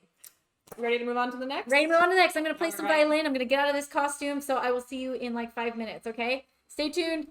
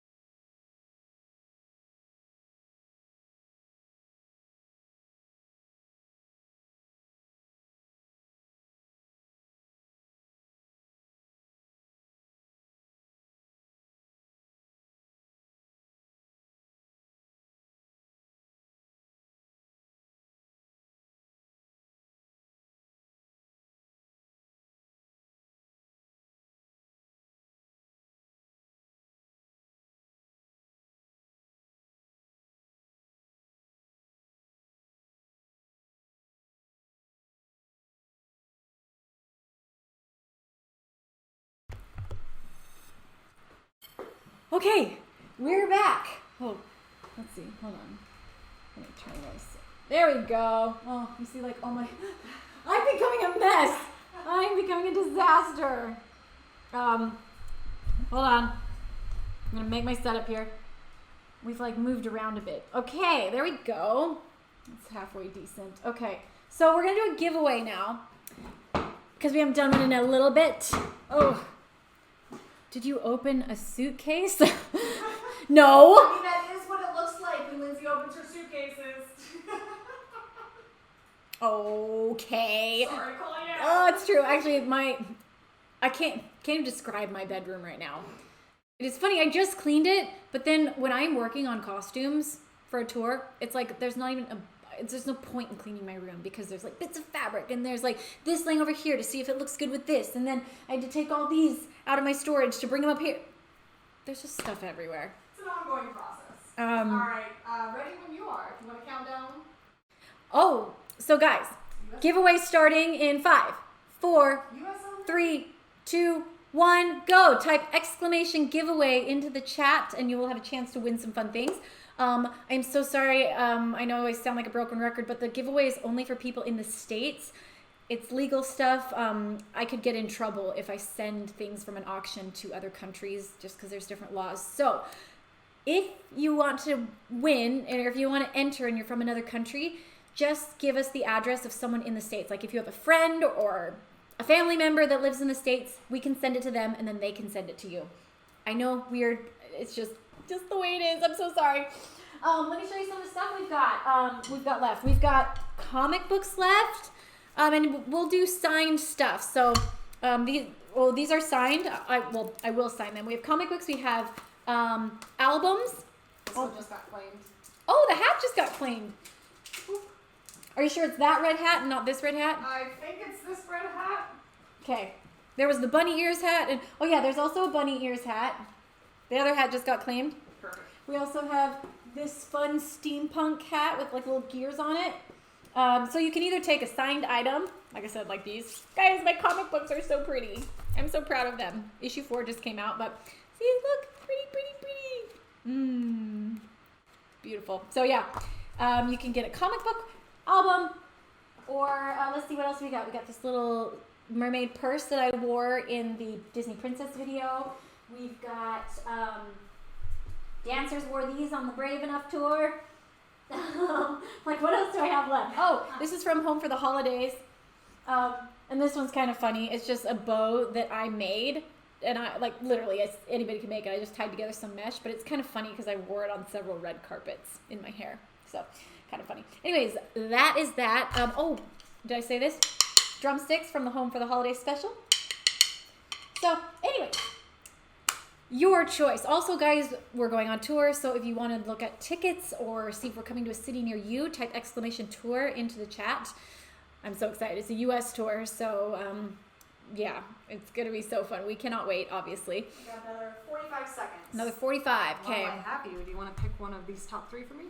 Oh. There we go. All right. Picked it. Okay. This is exciting. Giveaways. I love giveaways. Like at shows, it's fun to like throw things into the audience. I don't do it very often, but it's always fun when you do. Because as an audience member, it's like so amazing when you win something. Like at a basketball game, if you get an XXL t-shirt, you're still like, yes, I won. I caught it or whatever. So, also guys, join our Discord. I'm going to be using it a lot on tour. Discord is really fun. Are we doing giveaways in Discord? Someone says, wow, throwing things at the audience, not to them. Yeah, we're aggressive. What can I say? That was already the last tour she did. Oh, yeah, someone's asking about a Europe tour. Because of COVID, I know it seems like a while ago, but that was the last tour we did. That's so crazy. Isn't that crazy? Wow. I mean, we did a Christmas tour after that. Oh, yeah. So we did do that, but the only place that's seen the Artemis tour is Europe. We played a few Artemis songs in Mexico, but so yeah, Europe's the last place we toured. So. And this summer will be a little bit different. It'll be a unique experience. Yeah, the show's gonna be. We'll have to adjust it, but that's part of the fun. I love that when you're like for example, We're like, how can we, Lindsay and I are doing a lot of the costuming. We're like, let's do this ourselves. I guess I'm always pretty involved in costuming, but this time I'm literally, because a lot of times I'll find bits and pieces and I'll send pictures to the stylist. Like, it's like I do all the planning of it, but then somebody else executes it. This time I'm executing it. I was in Munich and Barcelona. Barcelona was so cool. It was the first time I'd been to Spain. Really? Yes, we just have never been able to. Oh, who won the giveaway? Oh, Sorry. let's find out. Yeah, L'Intensity is like, who won? Stokes 2K8. Stokes 2K8. You won the giveaway. So Lindsay's gonna message you, and yes, you are gonna. Whoa, Chile! Oh my gosh, I was so sad. Our South American tour got canceled the day before we were supposed to start because of COVID. It was so sad. Oh, tell Stokes that I am unable to whisper them, and turn that off, please. Oh, turn off your whisper. I'll make it so that I can whisper them. Make it so that you can make it so that Lindsay can whisper you, or other people can whisper you, Stokes, because she's trying to message you. Thank you. Oh, thank you. She says, thank you. I really want that comic book, says Tatiana22. I do have, I know it wouldn't be free, but I do have them on my website in case you don't win. Or join the Discord and do giveaways there. Yeah, I think I might start doing giveaways on the Discord every once in a while. I think that's a fun idea. We'll find a way. Mexico, it's been 2 years. I know, it's been a long time. I want to come back to Mexico, but again, that was right before Europe, so we still haven't done South America, we still haven't done Australia, we still haven't done Russia. We've got, it makes me feel so overwhelmed. I'm like, there's so many people I need to go see. I bought the 4th one signed. Ooh, Titania22, I signed it 2 nights ago. I think it's hilarious. I'm not going to name names, but I know 2 people that are, notable people. They have their assistant do all the signatures. Gosh, I would quit if you The guy was like, that's horrible. And then, like, I have a friend who's a manager. He's like, oh yeah, so-and-so doesn't do their own signatures. And I was like, wow. I think most people do. Yeah. I'm not saying that, but I'm saying I know some people that don't. And it just, like, shocked me. I'm like, how can you say the... Anyways, I have never given out a fake signature. If you get it online for some bootleg website, can't guarantee anything, but I've never, ever had someone replace my signature no matter how tired I was. Name drop them. No, I can't, because no, I can't. I got your Lose You Now t-shirt. It's beautiful. Oh, I'm so glad. I'm so glad you liked it. Yeah, that was really, I've never done merch for like a song before, but that was such a special song. Oh, should we do another giveaway? Oh, absolutely. I was like, pick my teeth. So sorry, guys. That was gross. Someone just yelled, Lady Gaga. Lady Gaga, what? So someone says, isn't that false advertising? Absolutely. To have someone else do a fake signature for you? Absolutely. That's not cool. Yes. Okay, guys. 1, 2, 3. Type exclamation giveaway into the chat, and you'll be able to win some cool things. Oh, what did the guy Let's find Stokes? What did Stokes want? I'm gonna tune really quickly because I think I.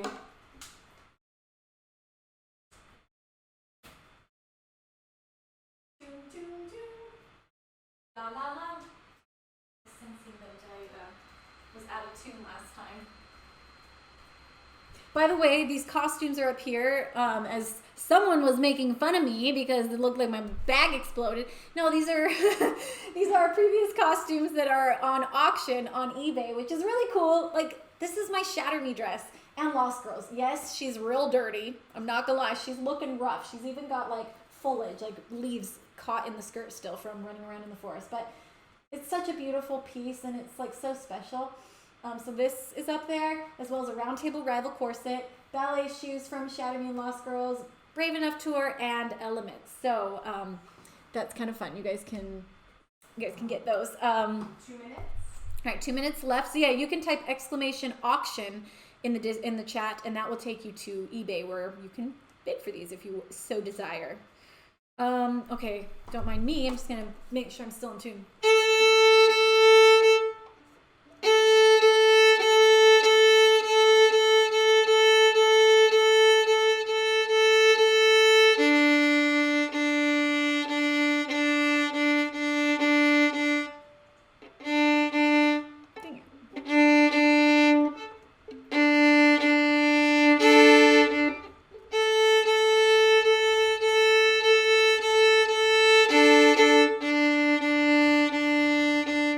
Sorry.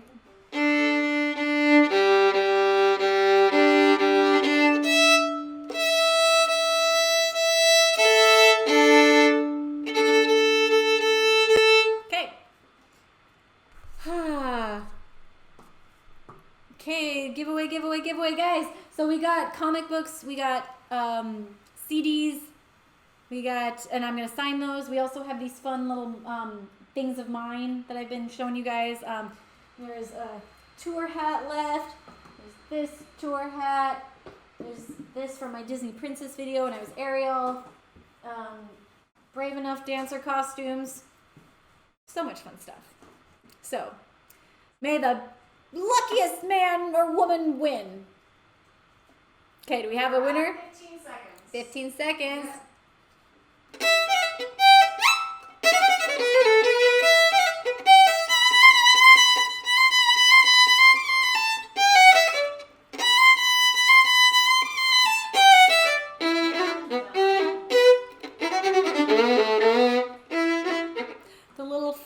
Someone's asking, is the little fox also a giveaway? No, I'm sorry. The little fox, this is from the Lose You Now music video. It's on eBay. Wait, what is it? Fire Mage 31. Fire Mage? Yep. Fire Mage 31. You won. You're the winner. So Lindsay's going to message you. Congratulations. Let us know what you would like.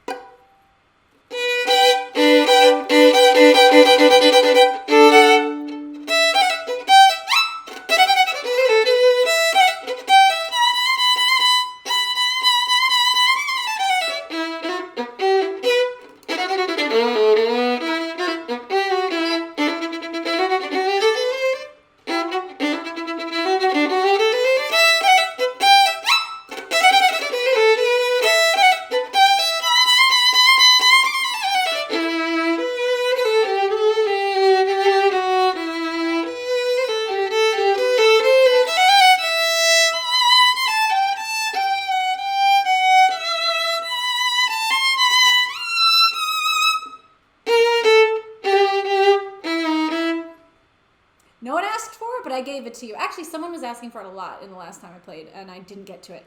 That was Stampede, the song I did with Alexander Jean. Okay. What did you study in college, Lindsay? Says Mary P92. I started out studying film, so I spent 2 years studying film. I was going to be a director, which is funny because now I direct all my own music videos, so I'm so glad that I did study film in school because it's gave me such an appreciation and knowledge.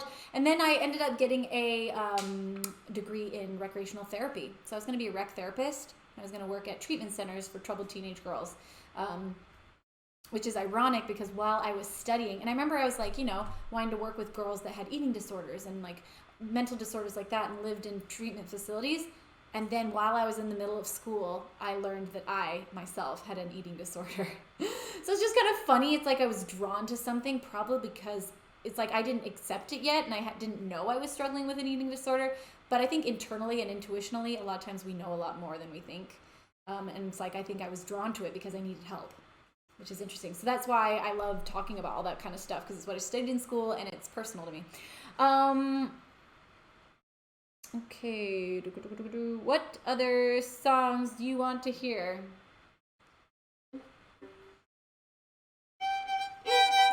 I'm looking. What do you want to hear?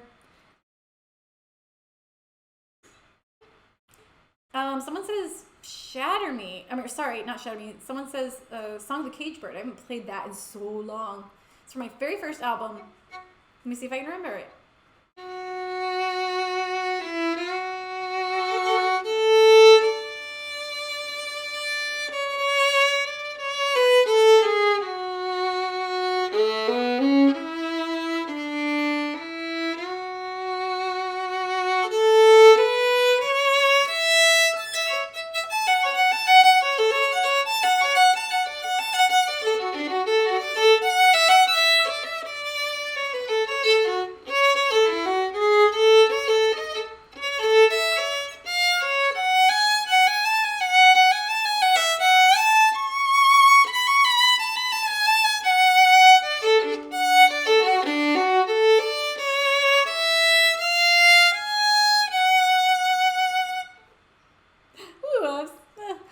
almost got it. Will you marry me? Oh my gosh.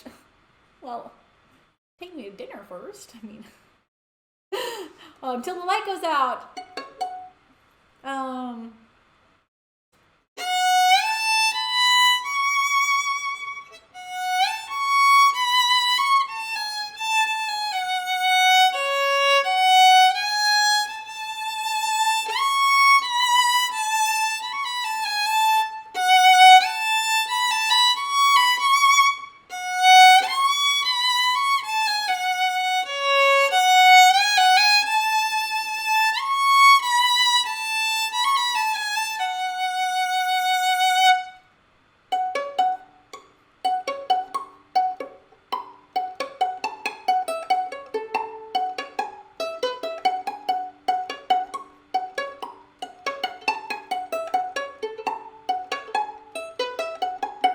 Let's see, I'm gonna skip to.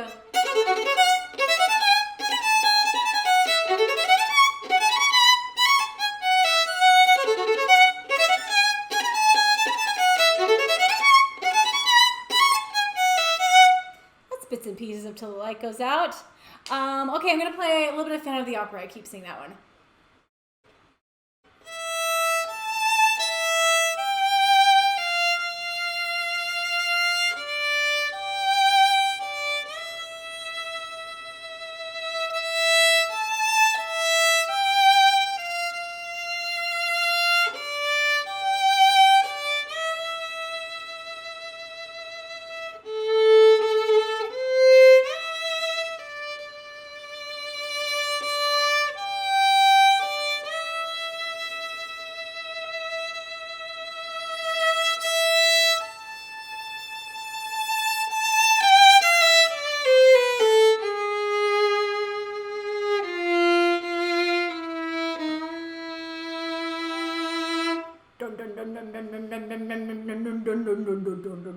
It was so fun playing this. Oh, I miss playing this live. Oh, this is one of my favorites, honestly, to play on stage. It's like the whole audience is like, yeah, because we do like a rock version. Yeah. And like when we would do it on the Evanescence tour, it came straight out of Beyond the Veil. So I was like, The lights would get really hard. yeah, and it just turned red. So we'd be playing Beyond the Veil and we'd go.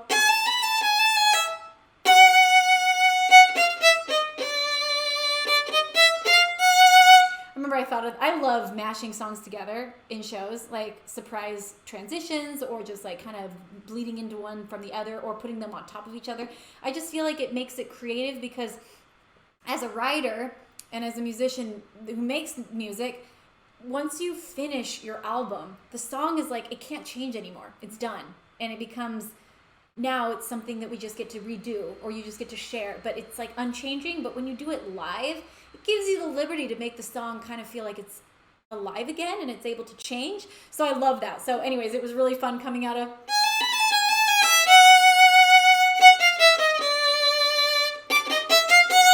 and yeah, every orchestra behind you. Oh, and with a whole live orchestra and the red lights would hit and so everyone's like surprised and they're like, ah! Okay, so here we go. Now the rock part.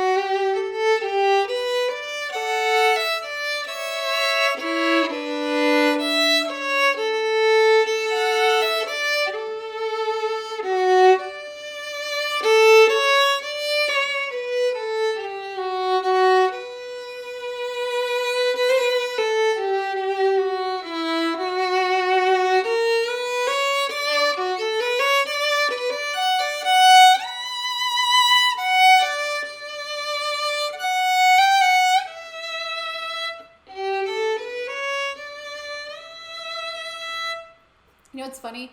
Sorry, I really took myself out of the moment.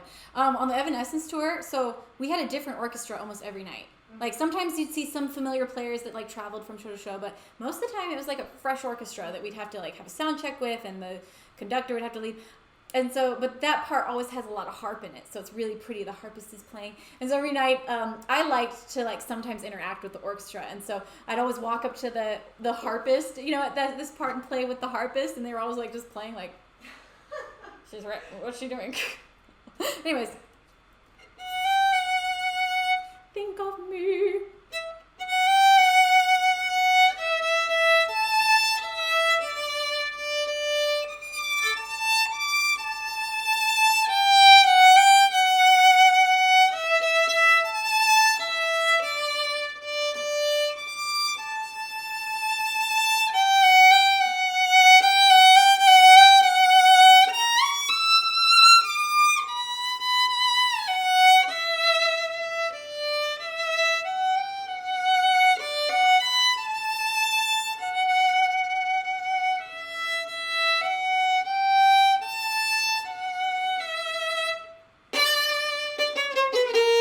And then it goes back in. Well, this is my.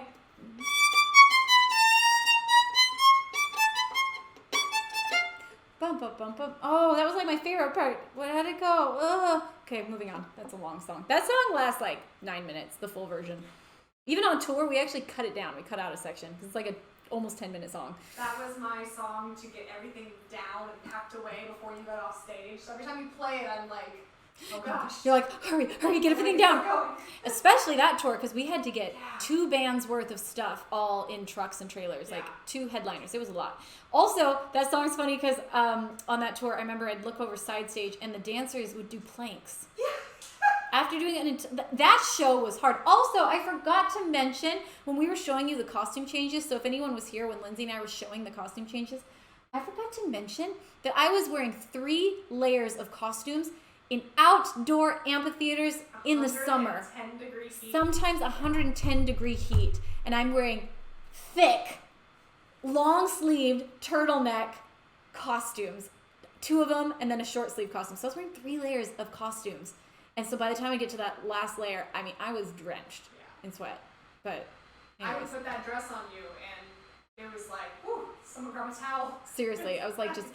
It was so hot. Like, I remember before the first tour, I honestly thought, I hope I don't pass out. We had oxygen side stage. Yeah, because me and the dancers started in 3 costumes too. So that was a funny thing. I mean, not funny at the time. I genuinely was like, we're not all, you know, we're trying to get in shape right now still, because it takes a little bit of time to fully get in tour shape, even though we'd been working out. But I'm like, I literally hope I don't pass out. It's so hot.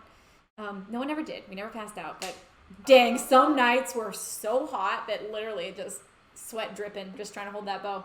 Makes me think about this summer and some of those outfits we're planning. I know. We're planning one outfit that I honestly think we need to reconsider, because I'm like, it's going to be so hot. It's long sleeved, full leg.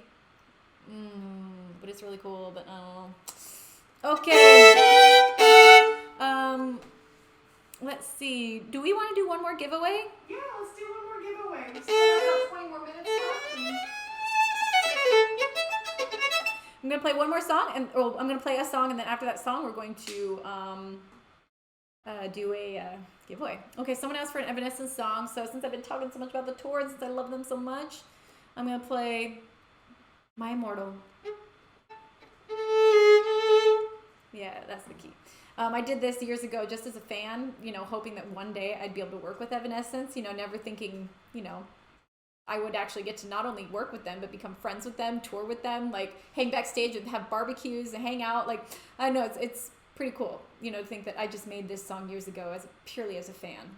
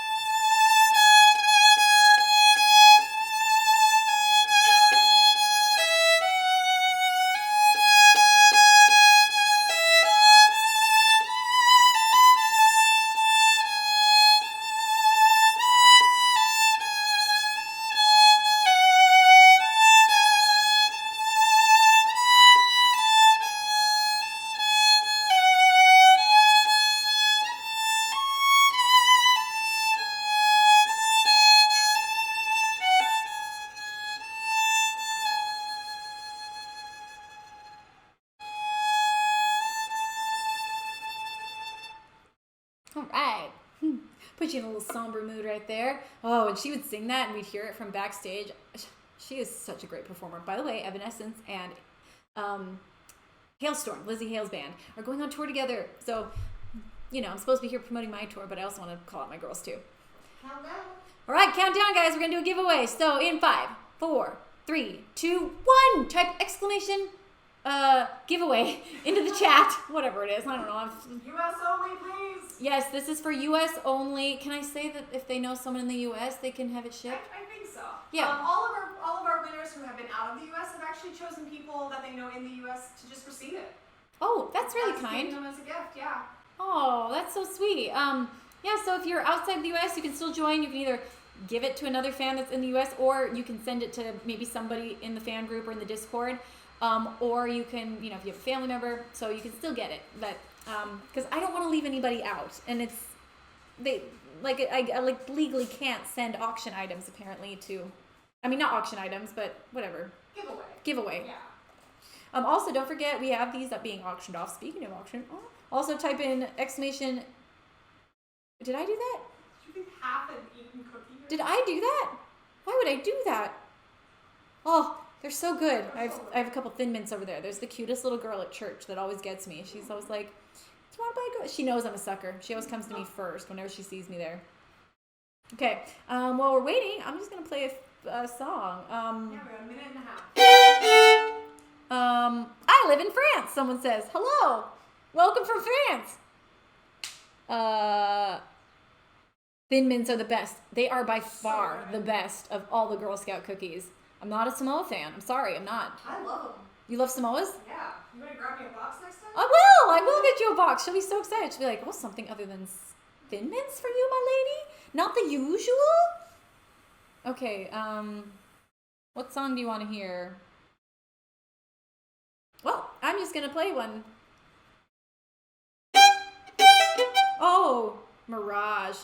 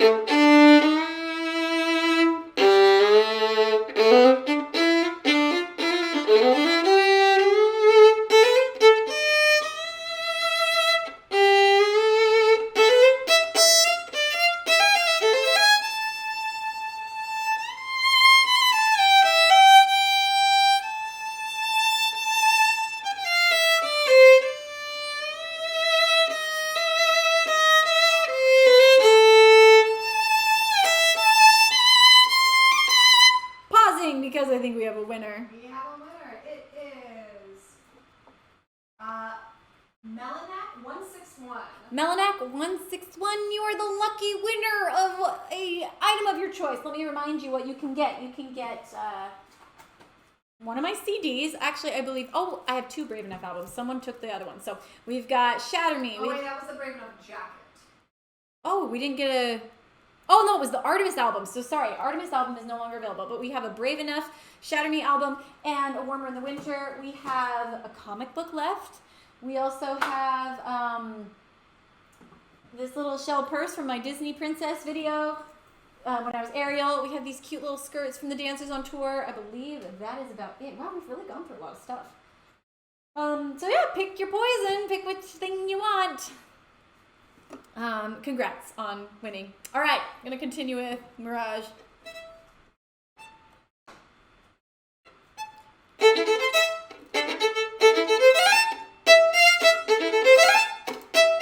Oh yeah, and that hat.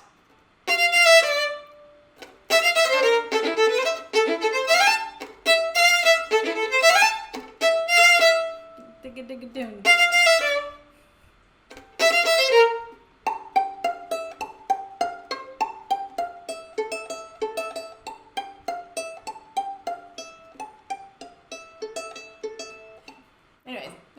there's Mirage. Oh, the second verse is fun, so I'm gonna keep playing.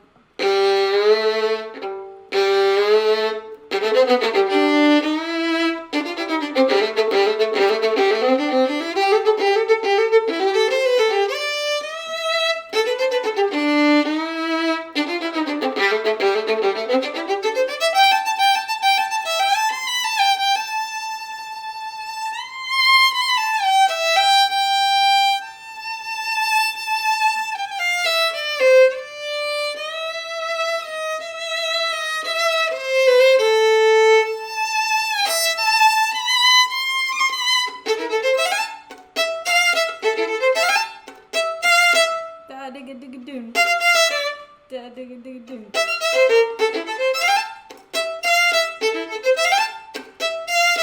Da digga digga doom. Da digga digga doom. I actually had a girl that was like a Bollywood artist come in. Wow. Oh my gosh. Oh dear. I forgot her name. Okay, hold on. She's on the album. I think it's Raja. Yeah, Raja Kumari. My bad. I met her in the studio and I was like, hey, would you mind like singing some ad libs? And we just cut them up and put them through the song. It's really fun. Okay, so I saw a request for Don't Let This Feeling Fade and Roundtable Rival, so I'm going to play them both as a mashup.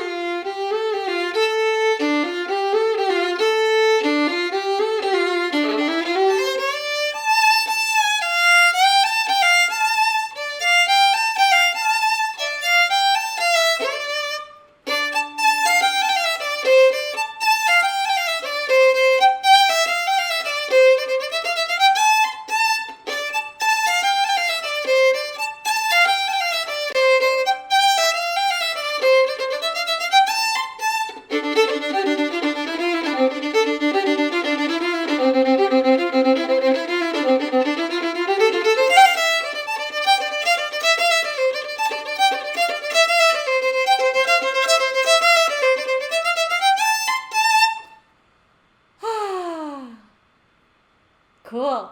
Someone says, I want so much this tutu from the giveaway. Can I purchase it? I don't know. Is that possible? I don't know. We can write down their name and find out. Yeah. Let's see. It's AMC_cosplay. Yeah, we'll let you know. We'll let you know.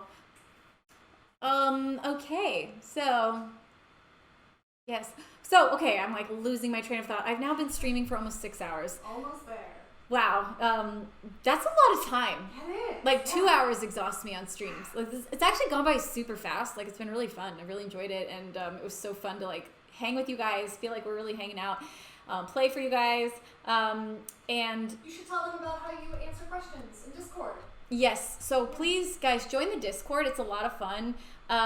It's a fun community. I think I might start doing giveaways in Discord, kind of like these. So yeah, join the Discord, be a part of the community. Also, if you subscribe, you have access to a subs only part of the Discord, and I go there every week and I answer all the questions. So it's a place where you literally can get direct access right to me and know that I'll see your question. Oh, I want to buy the shell purse. MRAUPP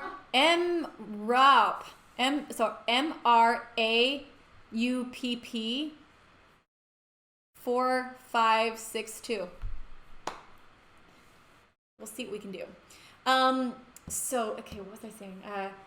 So I go on Discord and answer all the questions for the subs only. So if you subscribe, you get the cute little emojis. You also get access to the subs only Discord. Also, for this stream, we're doing anything raised from this one stream is going towards our tour, reinvesting in our tour.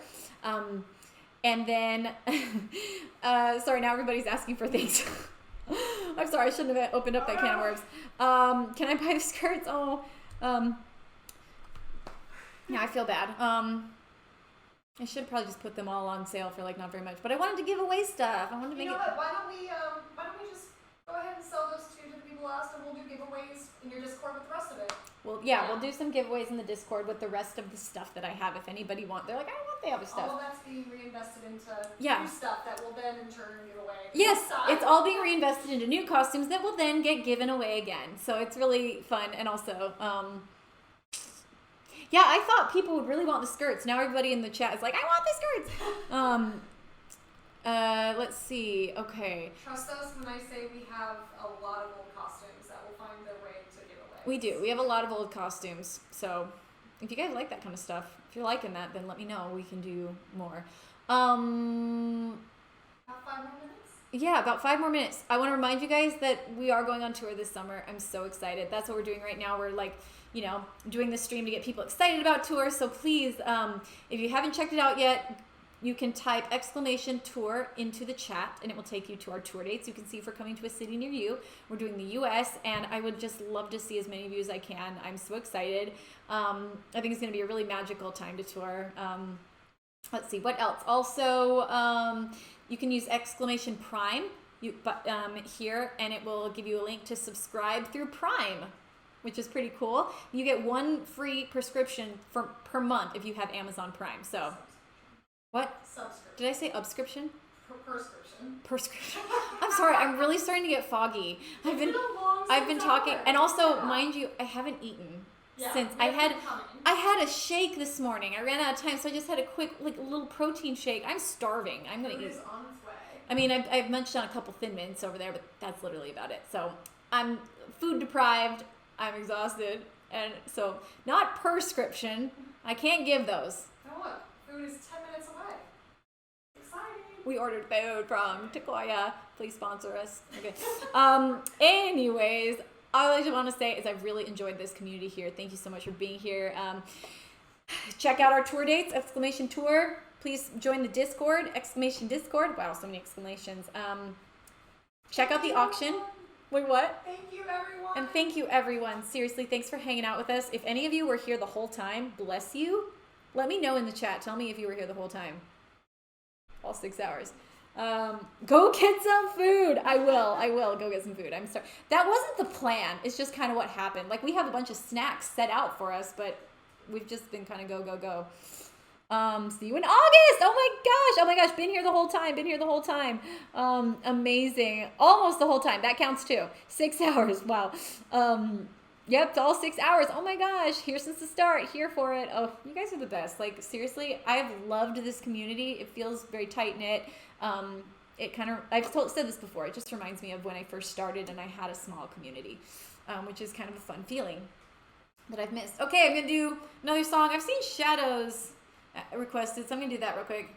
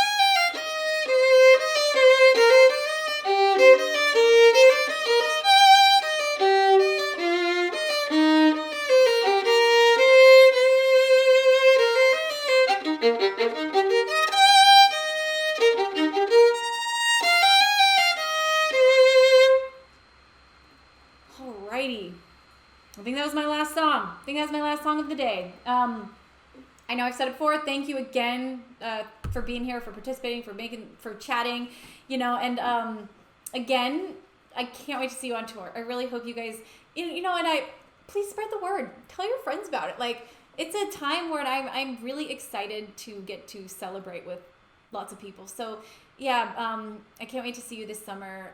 We're gonna keep doing this. So subscribe, because I'm gonna do a lot of streaming. It's like one of my new favorite things that I've learned to do and put into my life since COVID, is streaming. I never thought I'd really enjoy this, but I do. So we'll be back soon. We'll be back on either Monday or Wednesday. Keep watching my Instagram to see. I'm thinking it's probably gonna be Wednesday, but Lindsay and I'll be working on costume stuff. So I mean, we might even do both. Yeah, because we got a lot to do. So I was gonna say, we're not gonna get it done one day. Yeah.